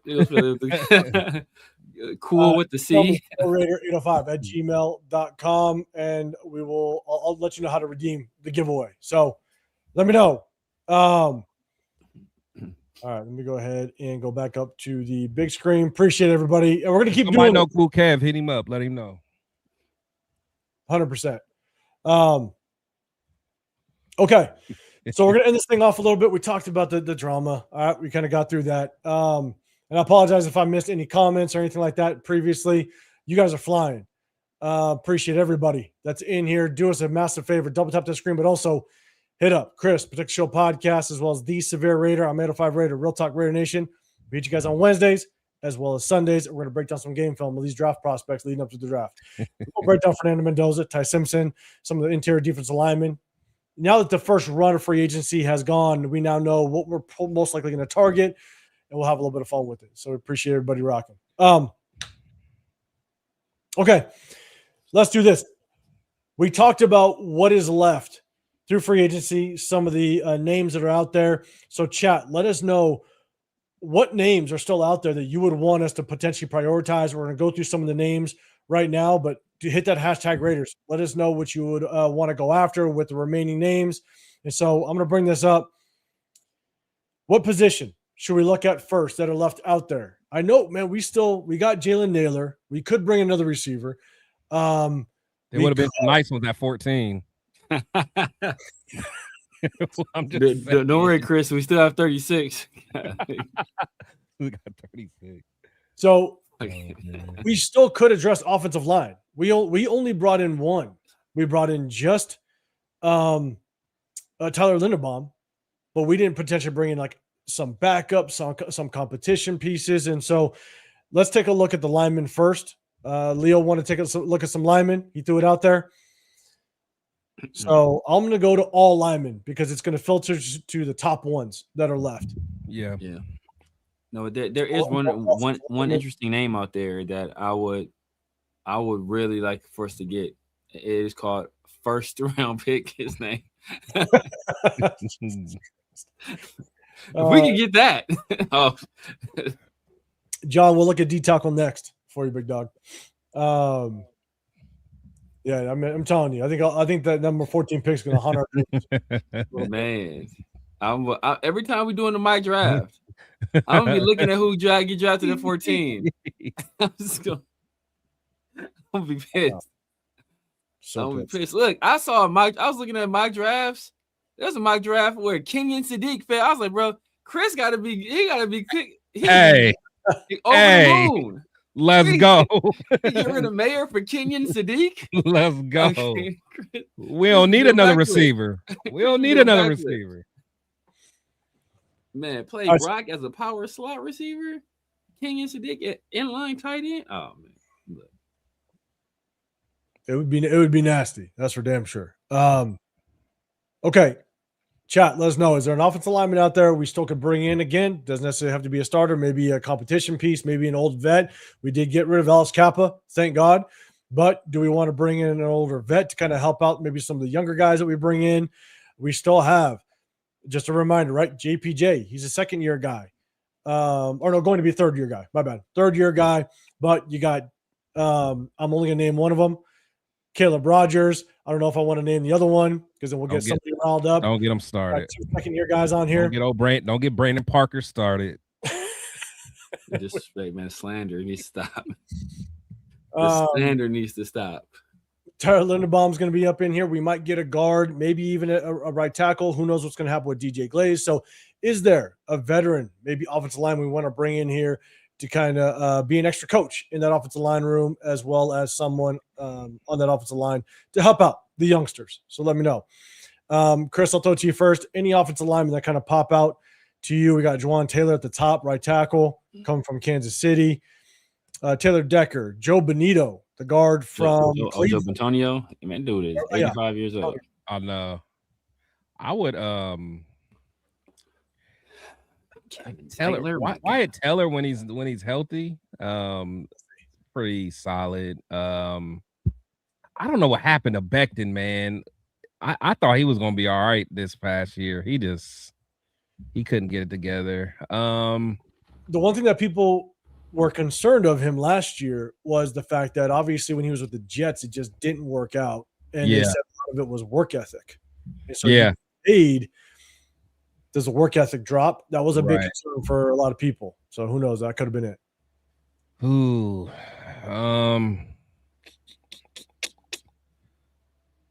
See, it's not too much, man. Keep scrolling. Well, I guess if we gotta keep scrolling, it's probably Oh, Alice Kappa. Oh man. Oh man, yeah. Scroll back up. That's nasty work. This list is nasty work, bro. See, Jonah. Yeah, there's really not much here for us at this point. I mean, you could bring. I mean, you could like a Wyatt Teller, to have some depth at least. If you can get them cheap. But yeah, there's not much here. Rebel man, if you're hearing some stuff out there, but I think he's not the first person. He ain't the first person that said that. Are y'all trolling? I don't know. If there's rumors out there about he said Pac-Man put it on his mama. Damn. Show Deuce. Wyatt Teller's still on the Browns. Browns books hasn't been officially released yet. That's why he hasn't signed anywhere yet. Okay. Oh, I thought he was a free agent. I thought they released him. Yeah, man. I did too. He said his goodbyes and everything. I thought. I can't trust anything Pac-Man say about the Raiders after how he did to Mark Cooper. Oh my God! Don't get me started. I can't trust anything he says. He didn't already violated us once. I would not go for this again. Oh man. Bro, Edgar, thank you, brother. Thank you. Man, it don't feel the same. It don't even feel good having Max back. Like, you want to be happy about it, but it's like, I don't want you back, bro. Oh man. Yeah. Maybe this list is nasty work, bro. This list is nasty work. Yeah. Jawan Taylor, bro. I know. But look, APJ to left guard, Caleb Rogers to right guard. I'm not putting the next comment up. We're gonna get some. I mean, you damn near got to do that. You damn near got to do that. Well, what's the next comment, Dre? Dre, don't Dre. What do you do? What'd he say? There it is. Go ahead. Okay, yes, my guy Dre. Isn't this the man? Isn't this the genius that brought us Willie Lampkin? Don't get this dude This started. is the genius that brought us Willie Lampkin. He did bring his Willie Lamp. Oh my! This he man did bring his knows Willie. Offensive line play.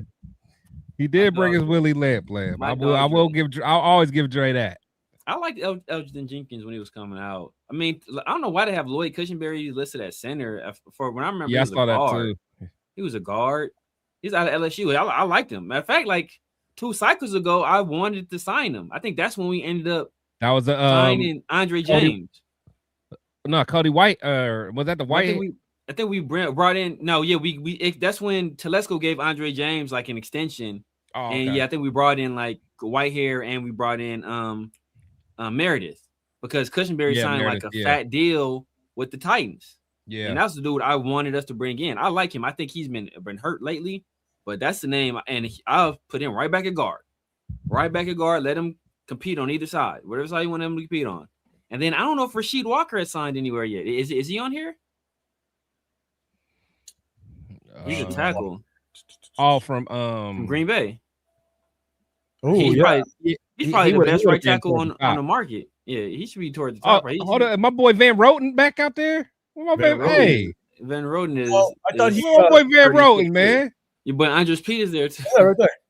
Yeah, hey, let's go. 36 years old. He got a little juice left. Look, Van Roten ain't got that's not juice anymore. It's turned into wine at this point. Van Roten, man. It is turned into wine. Y'all say what y'all want about Van Roten. I like Van Roten, man. Van Roten ain't the which Van Roten is. He the little communion cup juice. That's what I'm juice. Little communion cup juice. That's how much juice he got left. Hey, that's how much juice he got left, man. That's okay. Oh man. I'm like, hey, what's okay? I'm gonna get. I'll never expect to have any player ever come on my show. I'm gonna get Charles Grant on here one day. Until he asks you for $900. He asked me for $900. I'm gonna slap him in his face. Until he do you the way Nesta Jade Severa did me. That is about, at least Charles Grant is a third. Nesta Jade I was like, say what? It was made it so cold. He tried to make it seem like you did feel like I usually charge, but for you, charge 1,000. I usually charge 1,000, but for you, $999. Charles Grant gonna send you an invoice, man. Bro, he gonna send me an invoice. I'm gonna send this straight to Maxx Crosby. Like, you got it, brother. Welcome back. Exactly. Cheeto, we still have Brandon Parker on the roster some way, somehow. We probably still paying him. I don't know how, but we probably still paying Corey Littleton. Man. Him and Kenyon Drake. I thought, man, we was paying them forever. Jeff's still dreaming about that. God damn it, Jeff. Jesus. That's what I'm talking about, Jeff. Keep up alive. Man, we gonna take Eric DeCosta to Judge Judy. She'll finish this year. Judge Mathis only chance. Judge Mathis will get Judge Mathis will set him straight. Like, let me get this straight. Back in my day in the streets of Detroit. Exactly. You was gonna sign. You a crackhead, aren't you? I know what crackheads look like. That's the greatest moment in TV history. Oh man. Hey, Isaiah, let's trade Crosby to the Bengals. Number 10 and a second. Hey, number 10 sound good. Do it. 10's better than 14. We could dream about 10. Hey, look. I'll do it. Trade Crosby and DJ Glaze paved the way for Charles Grant. Salute, Jeff. Yeah, Jeff gonna get ready for his show. A little bit longer. We'll definitely shout out your show. Sure. I'll tap in with you, Jeff. If I went kind of veteran, maybe bring somebody in at a really cheap cost just to be able to kind of get a veteran in the building. I like Kevin Zeitler. I liked Kevin Zeitler from, I think it was when he was with the Lions previously. He's definitely older, but if you I'm about to say 10 years ago, and y'all was talking about my guy. You was talking about Van Roten, man. Van Roten is 36 years old. So is Kevin. But Kevin Zeitler. Oh yeah, Kevin Zeitler. Yeah. Oh, yeah. Yeah, nah. If I'm going older, veteran to kind of help out the youngsters, all right, because look, a guy like Charles Grant needs a lot of help with what he's got going on over there. But man, I'm telling you, I still would at a cheap contract, if he sits on the market, I would still take a flyer on Trevor Penning, former first-round draft pick. Yeah, it's bring him in the building. Chargers fans hate him, they hate him. He is despised. The Chargers fans treat him like we treat Parham. But get him on a cheap contract, former first rounder. You see what it's just basically bringing him in competition, see what he could do through training camp, and if it's cheap and you end up cutting, we have the salary cap. Well, we kind of used to. It depends on what we have max, but. Trevor Penning, I would take a flyer on him and see if can we get a solid just backup out of him at the very least. And look, if you start to get some decent return from him, enough to be able to trade him at the trade deadline, or at some point you move off from him and you can get a 6-rounder back from him. If it's at a cheap cost, I'd see what we could do. Given the fact that you have Dennison in the building, a very good seasoned offensive line coach, maybe he could do something with them. I wouldn't mind taking a shot with him if we have an extra spot, possibly for a depth piece. So, because outside of that, I want to attack the draft. Attack the draft. Let's see what we could do in the draft and mess around. So that's offensive line as promised. Is my guy's name Cornelius Lucas? He got to be the best player in the NFL. Let's go interior defensive lineman, because I think that's what we're going to be looking for. Obviously, we need a nose guard, or nose tackle, interior defensive lineman. So we'll go through the list. Chat, let me know if there's a name that pops up. Big John. So Allen. First at the very top, you got Jonathan Allen. All these dudes are old as hell. My God. I know. DJ Reader. Someone already said DJ Reader. No, none of them have any cartilage left in their knees, bro, at this point.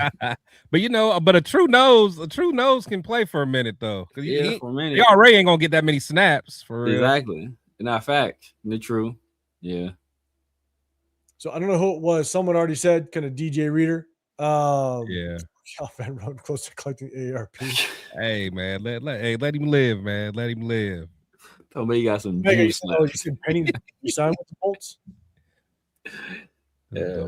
Interesting. If it's true.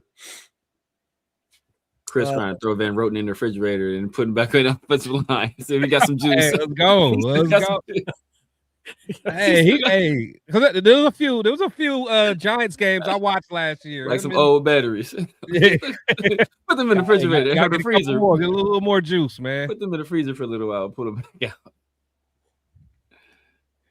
out. Let's see. Italian, you want Lee Hunter at 36. That 36 keeps popping up. Bro, you bring up 36 more times. And look, that's how old Van Roten is. I don't even want to hear shit about 36.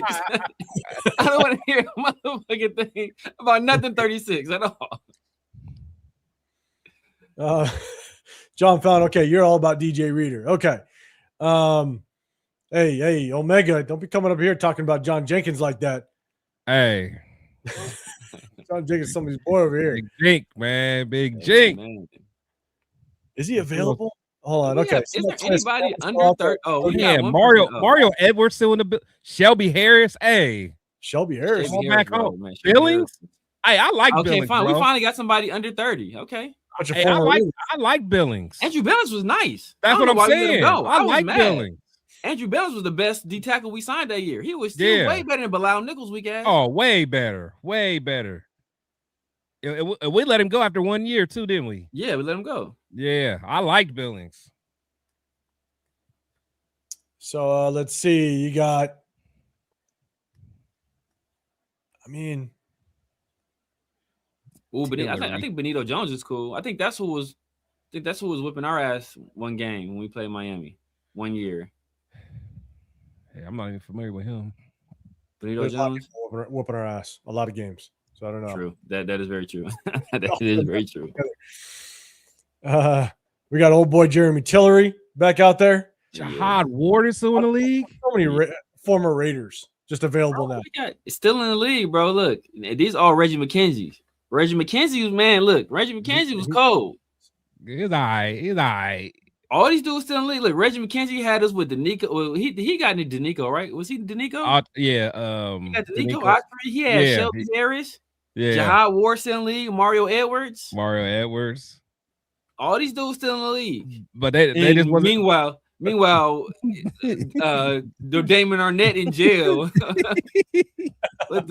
with some of the wildest hairstyles you've ever seen in your life. Dixon and Omega. What kind of name is louder? Crazy name. Man, you better be a big ass D lineman. Protect yourself with that name. Yeah, give me Billings, bro. Yeah, I ain't mad at that. Give me Billings. I'll take old man Billings. He ain't that old. He's 31. I think he's like 31. Yeah, he only like a year older than Max. Yeah, right. Oh yeah, Andrew Billings right here. Yeah, he only a year older than Max. Give me go. Yeah, let's roll. He a little bowling ball too, man. Dre, don't egg him on. My dude, Dre.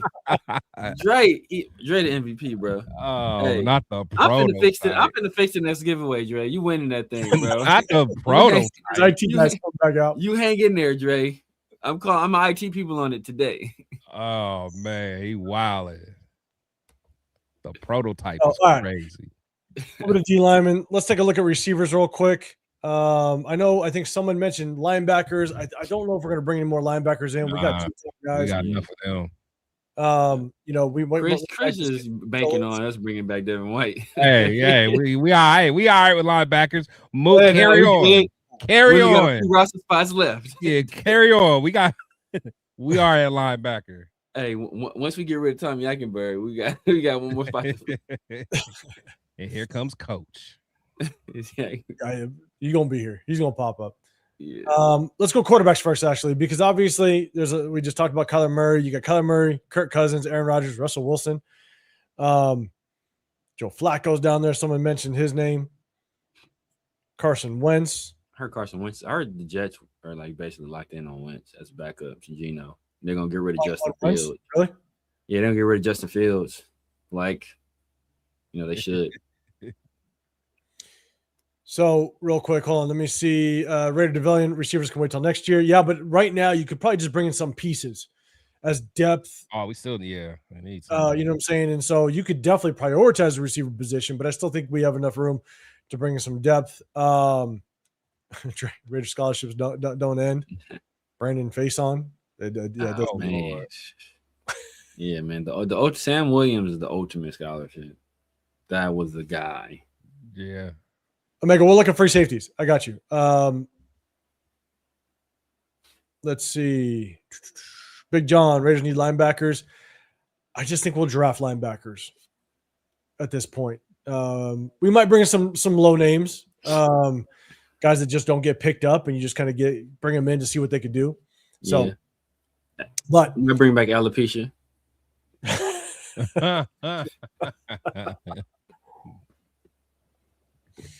So quarterbacks, Kyler, Kirk Cousins, chat. Give me one name. If you could bring somebody in, who would it be? Leo, Kyler's in Minnesota. Okay, so maybe Kyler's I guess a wrap. That makes sense.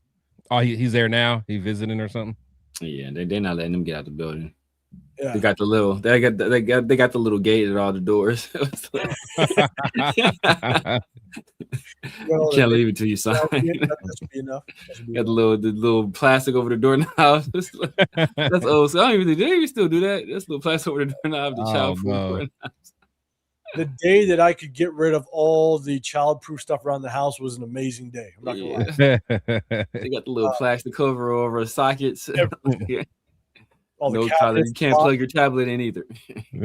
When we had our babies, they couldn't get in, and shit, half time I couldn't get in. Pissed me off, goddamn it.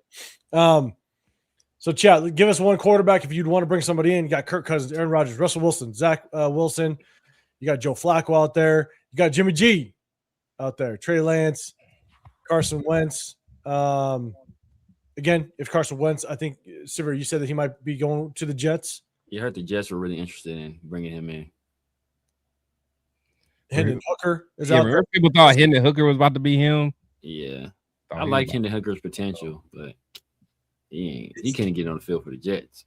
No, but it couldn't get on the field for the Lions. I was never a Hendon man. I thought he might be good. I knew he was no good the year the Lions brought in like Teddy Bridgewater, who ain't played forever for the playoff run. It's like, man, y'all don't trust Hendon that much. Like, it's not a good sign. My dog Josh Johnson he's still kicking out of San Diego State, I think. Yeah, he is. Ain't he somebody's cousin? Marshawn. He is he from Oakland? I think he's related to Marshawn and I know he went to Josh. He went to San Diego State, I want to say. Yeah, I think he's related to Marshawn and what's his name? Peters. Oh, okay. I think they're cousins. Oh, okay.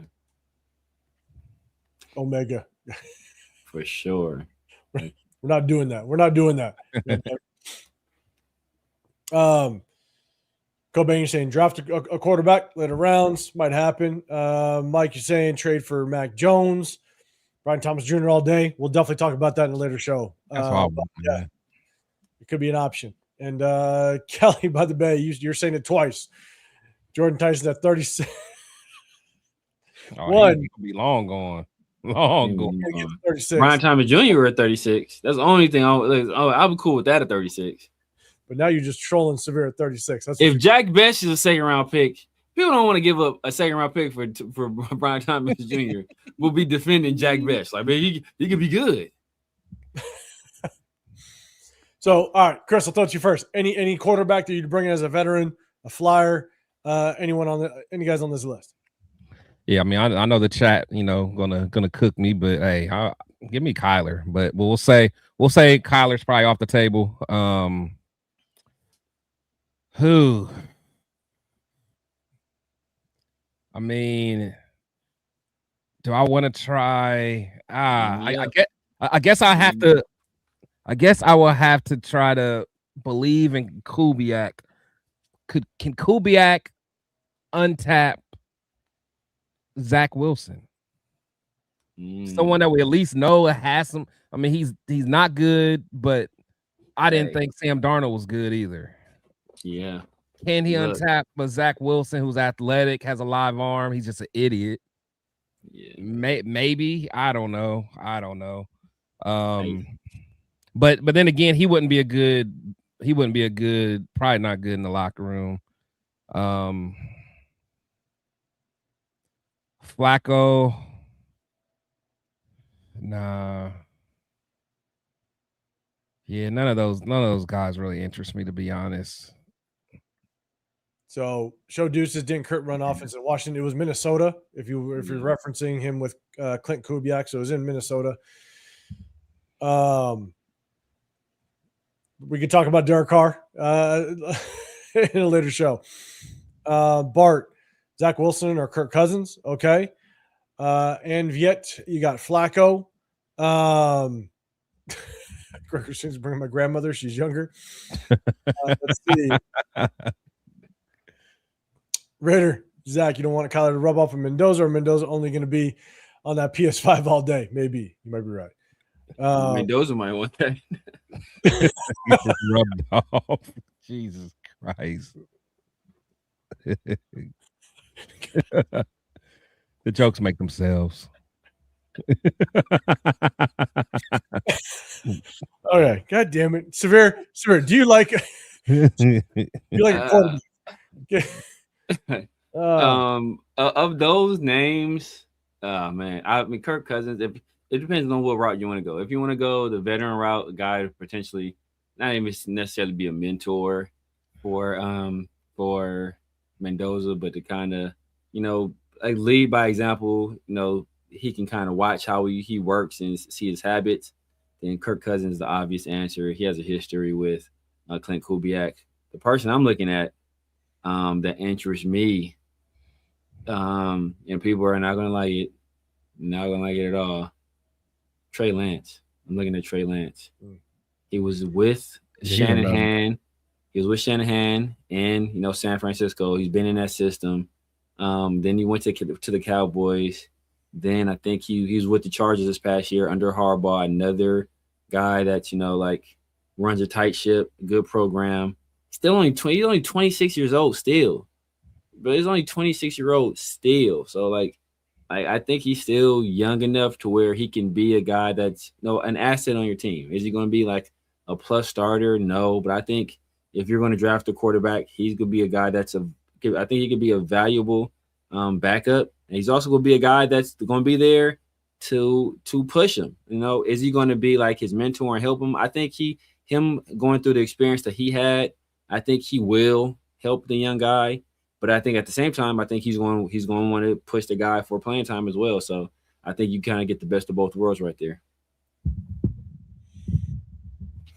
Yeah, I mean, so if we go quarterback in the first round, right? We're building this quarterback. We are developing a quarterback, and that's going to be the potential answer. So when I look at a quarterback that we get to free agency, I want them to be able to have a couple things.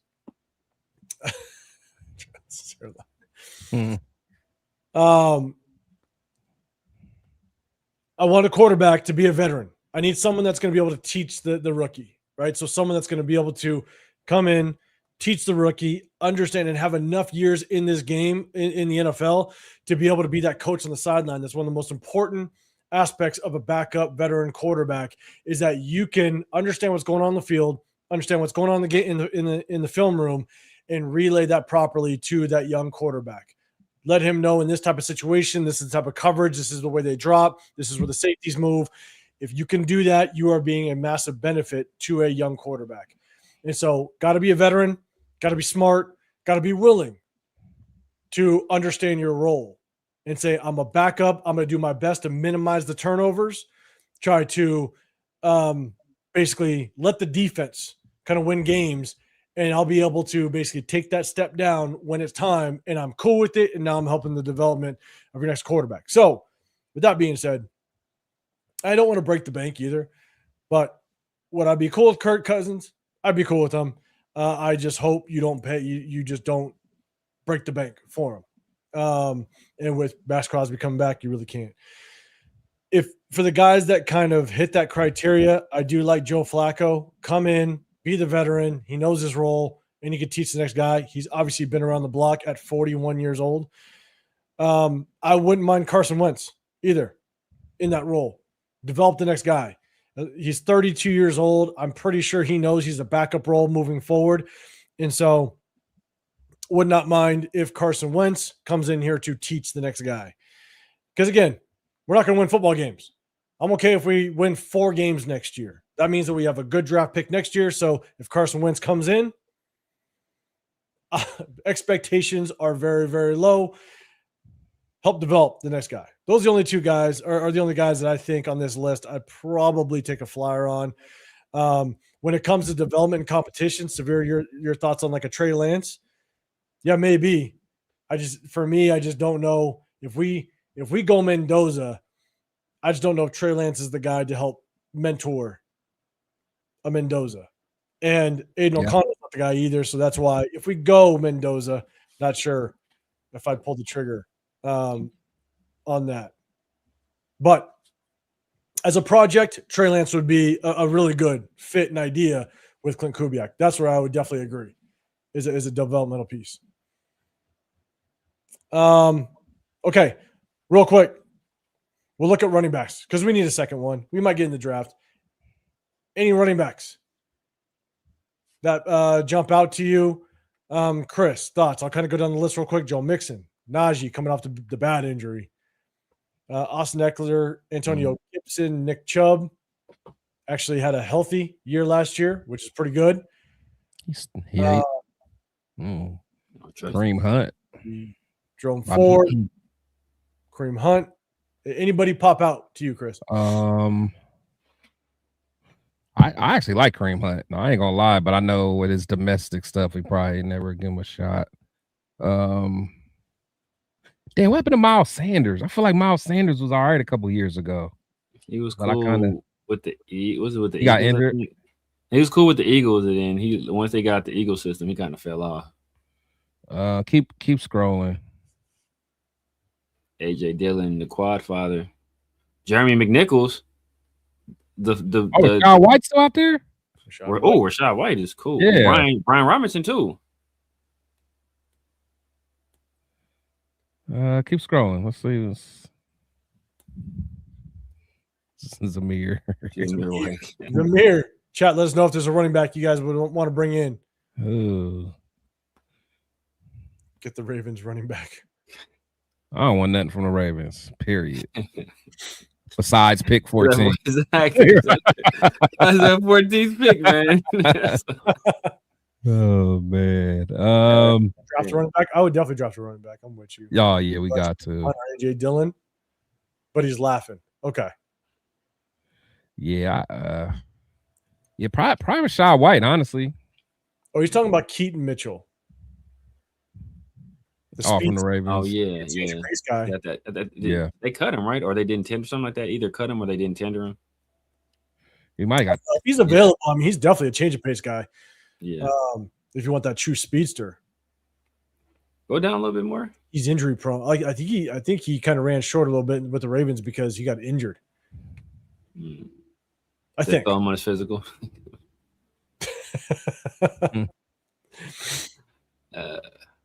Go down a little bit more. Hassan Haskins, that was my guy in college. I liked Emmanuel Wilson. He was a change of pace back for Josh Jacobs. Oh yeah, Jacobs. Yeah. Actually, I do like him. Actually. Yeah.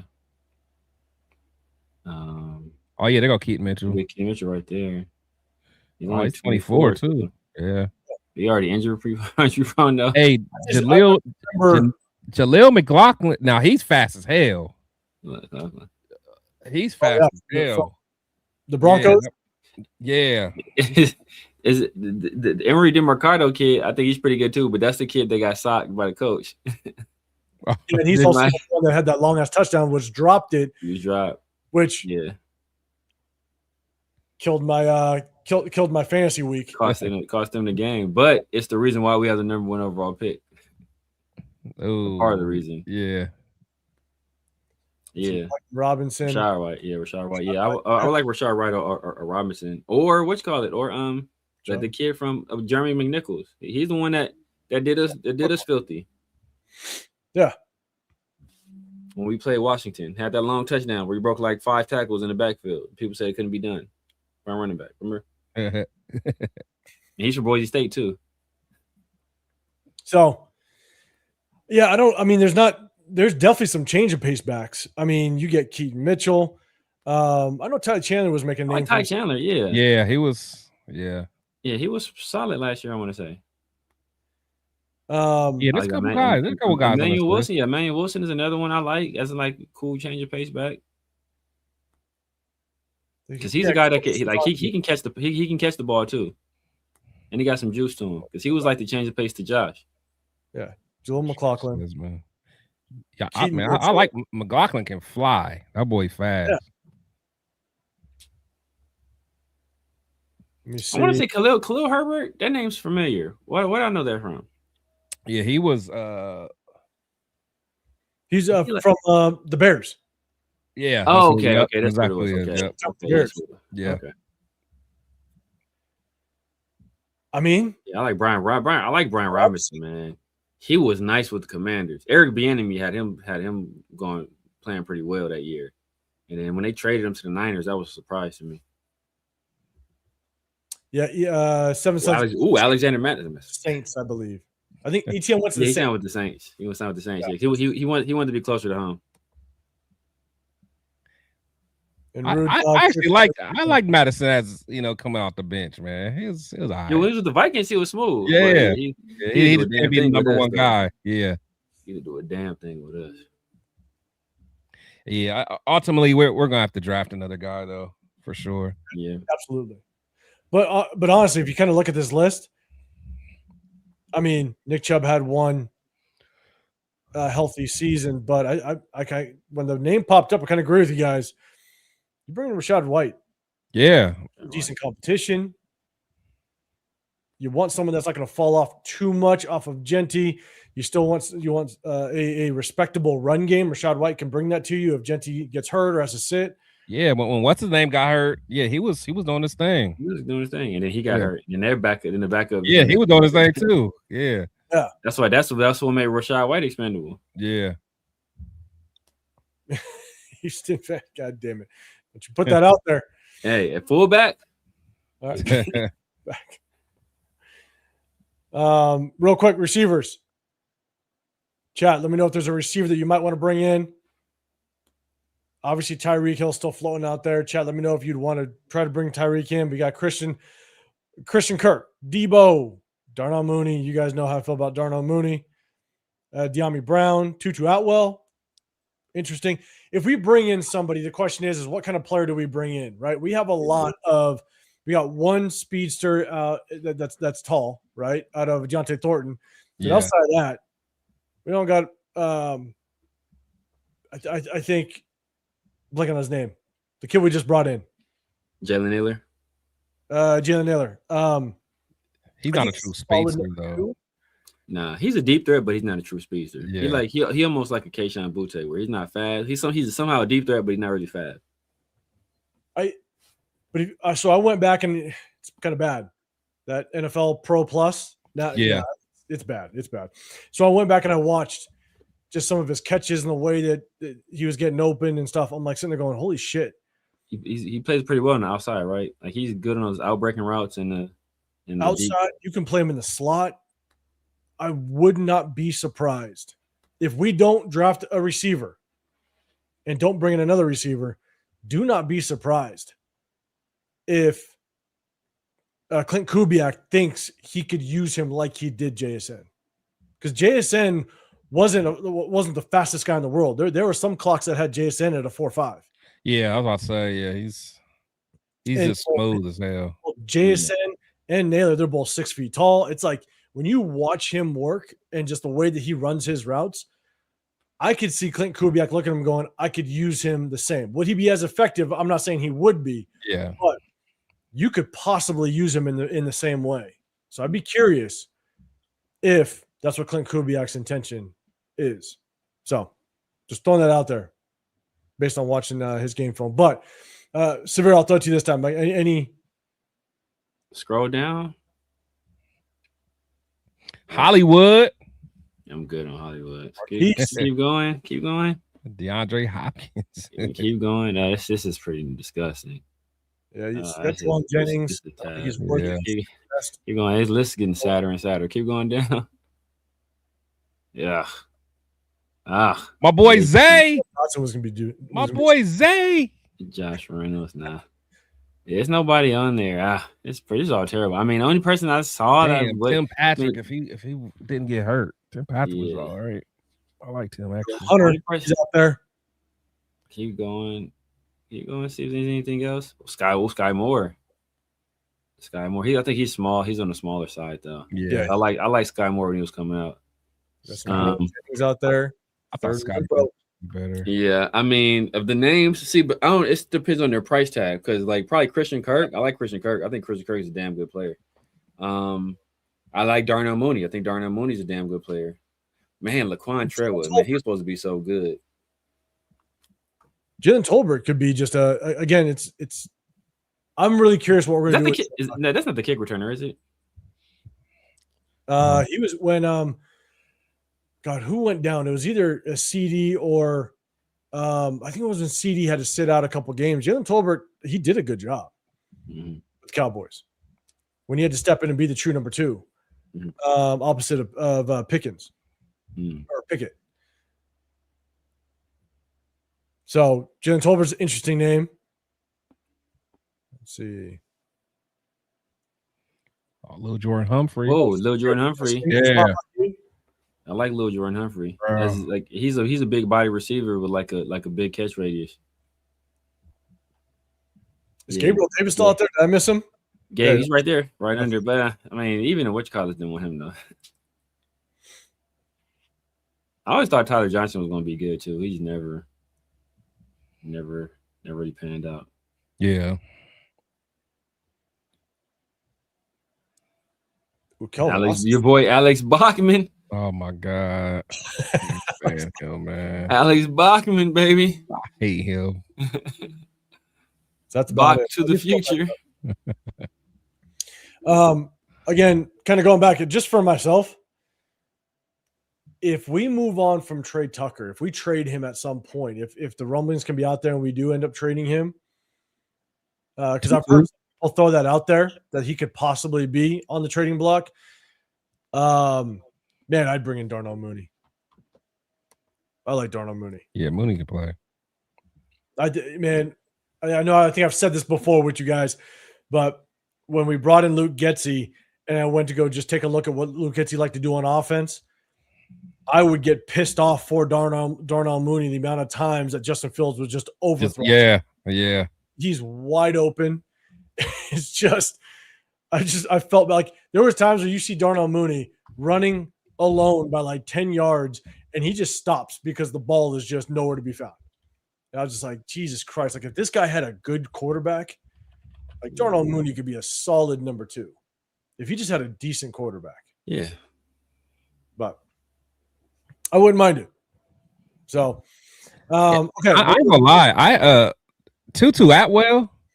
I don't know if it was just because being with what's in that year, but I feel like maybe he was just always schemed open, but he used to get busy, man. He's fast as hell, but he's small. Yeah, no, he's is. Like, definitely is. He's like our boy from not from you. It was UTEP.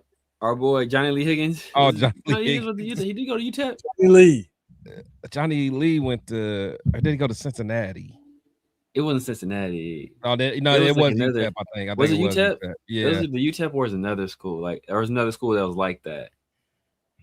But yeah, that's how Tutu Atwell. He's small. He's small and he's thin. Yeah, but he just for some reason, man, he would just make some big plays. He got drafted like in the second round too. I'm gonna say probably. And he was my go-to in the parlay bets because half the time you can get Tutu Atwell for like 7.5 yards, and he's just gonna get one deep ball. So yeah. There was one. Let's see, destroying the weights. I trade him for 3rd and 4th. If you're talking about Trey Tucker, yeah. If you want to give me a 4th for Trey Tucker, I'm pulling the trigger and bring somebody else in. I'll take a 4th round for Trey Tucker. Chris, what do you think? Would you trade Trey Tucker for a 4th? Do you want to hang on to him? For a 4th.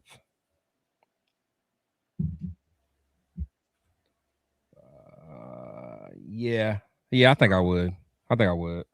You'd hang on to him or trade him? No, trade him. Yeah, I think I'll trade him. Yeah. I've seen enough. Trade Tucker for a 4th? Yeah. Oh, hell yeah. Okay, all right. You get a 4th for Trey Tucker? Oh, bro, you running to take that.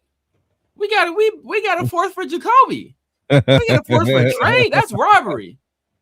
That is robbery. Oh man. Oh yeah. Okay. Yes. Destroying the weights. Isaiah, you want at least a 2nd? Honestly, I would take a 4th. At least a 2nd for Trey? Bro, you ain't getting no 2nd for Trey Tucker. Trey Tucker ain't never had 800 yards in a season.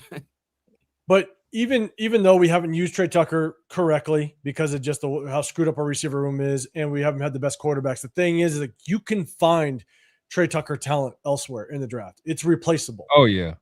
You know what I'm saying? And so I'll take a 4th. I will take a 4th, and you can replace what Trey Tucker brings to the table. So that's kind of my justification.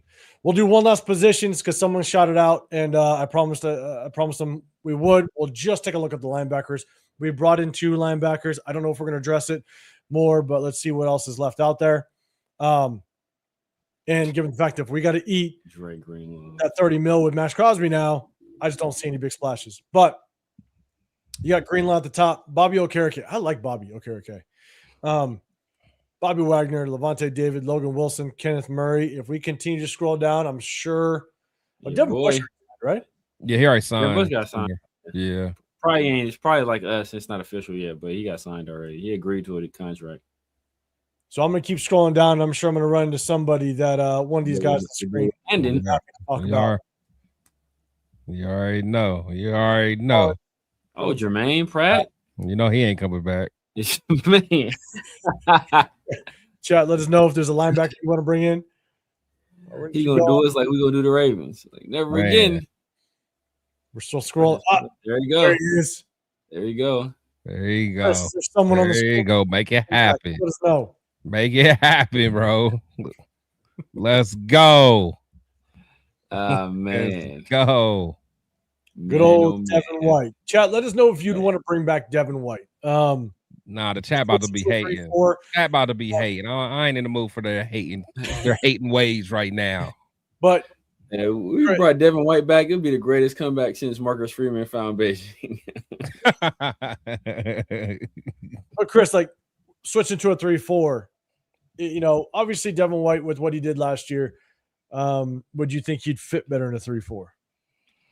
Yeah, I mean, the thing is, I think whenever you can get him to, just get after it, going downhill, that's, let him use his athleticism. He's he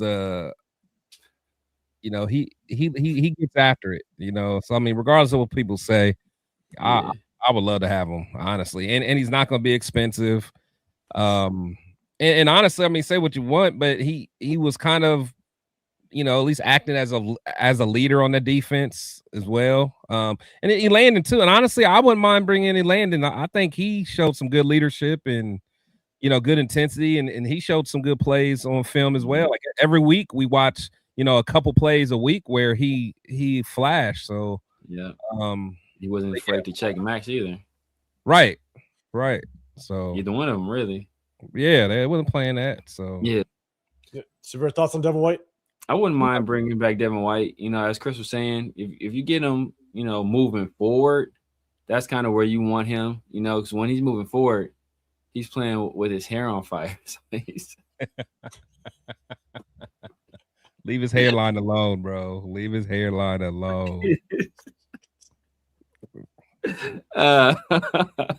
He be killing my man's hairline, man. Let him live. Oh, man.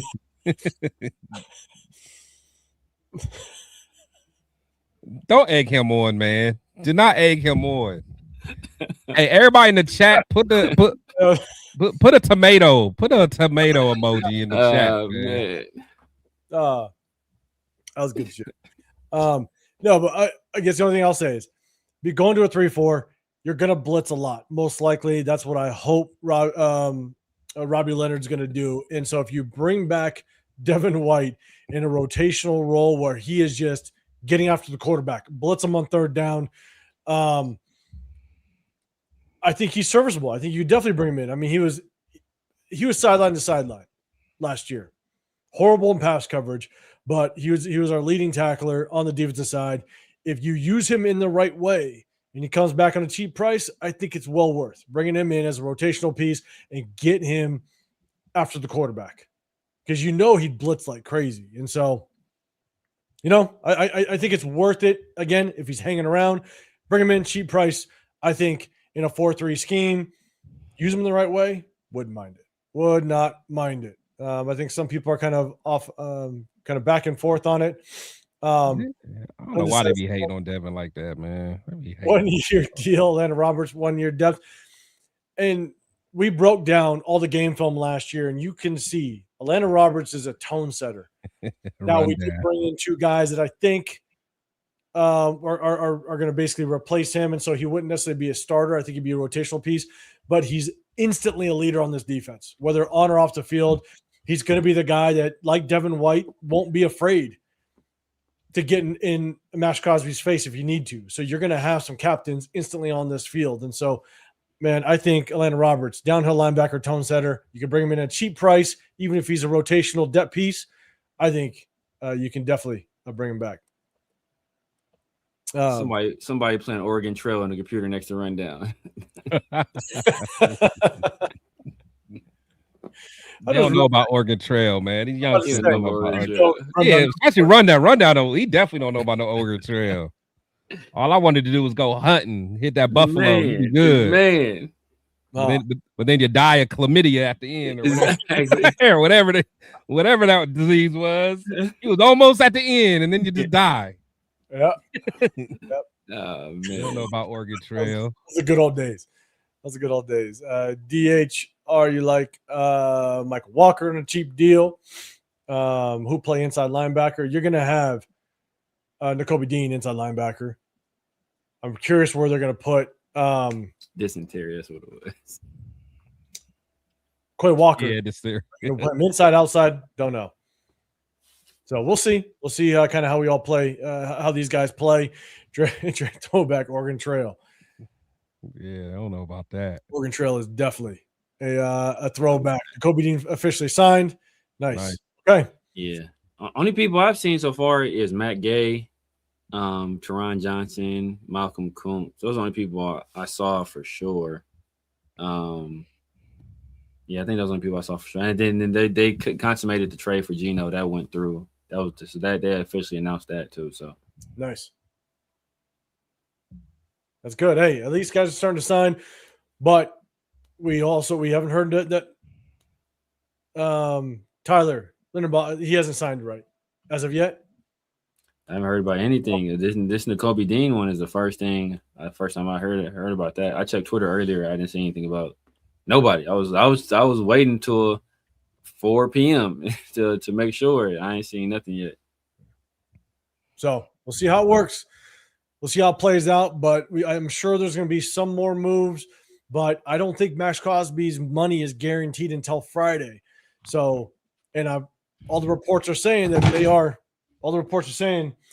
they're fielding phone calls. People are still calling, just inquiring. Depends on what that capital would be that they're willing to give up, but definitely keep those eyes and ears open. If something goes down, maybe we'll pop on and hit you guys with the live. So, man, we appreciate everybody that's been rocking with us, tapping in with us. Shout out to Cool Kev. Cool Kev, if you in here, if anybody sees Cool Kev, tell him. Email me at realraider805@gmail.com. But next time we go live, we'll let him know he's the winner of our giveaway. Definitely shout out to him. So before everybody gets out of here, double tap that screen, but hit up my guys, Chris Protection Podcast, as well as the Severe Raider. But Chris, let everybody know where they can find you and what you got popping. It's your boy Chris will Protect the Show podcast. My opinions might not always be popular, but they'll always be authentic. Here are my boys every Wednesday, every Sunday in the war room, doing what we do, making half of you guys mad. Well, actually more than half of you guys, but the thing is we always have fun in here, man. We always keep it real. And, salute to the guy that blocked us earlier. Unfortunately, he had to go back to Wasted and Graph. But, it's all good. It is what it is. But hopefully everyone else can kick it with us, us little guys down here. But we always going to keep it real. Always going to keep it authentic, man. So check me out. And then also my boy Dub Raider, do a show with him on the weekend. So it's a short show, about 30 minutes. So check us out. Yes, sir. Absolutely, man. Severe, let them know where you're at and where they can find you. That's what it is, man. The Severe Raider here on YouTube, on IG, on X, TikTok, Snapchat, Kick, Twitch, True Social coming back for y'all. And basically everywhere, the Severe Raider.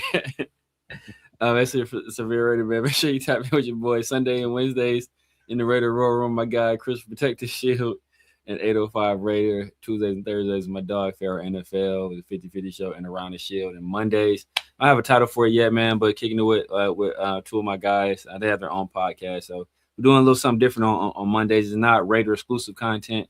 I always make sure I work the Raiders in there somehow because that's my squad. But we're going to be touching on the broad array of sports, combat sports, basketball, obviously football, baseball, hockey, everything. So if y'all want a little bit something different, a little change of pace, tap in with me on Mondays.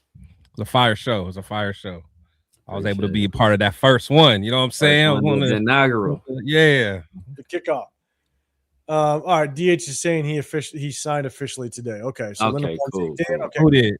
Who? N'Kobe. Linderbaum. Oh, did he? Oh, okay. Oh, Linderbaum. Okay. Oh, Linderbaum signed?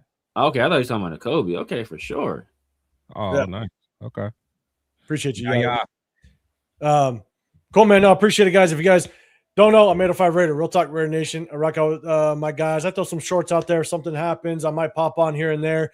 Just do a solo live if I got some time. But mainly, you're going to see me here in the Raider War Room Wednesdays, Sundays. Tap in with us. If you guys are going to the draft, we're going to be in Pittsburgh. Hit us up. If you are in the California area, SoCal area, we're going to be in Bakersfield, California for the Raider Nation summer kickoff. That is May 16th, I believe. And so if you're going to go to that, definitely hit us up on social media. We're going to try to pop in there and put some names and faces, have a little bit of fun. So appreciate everybody rocking with us.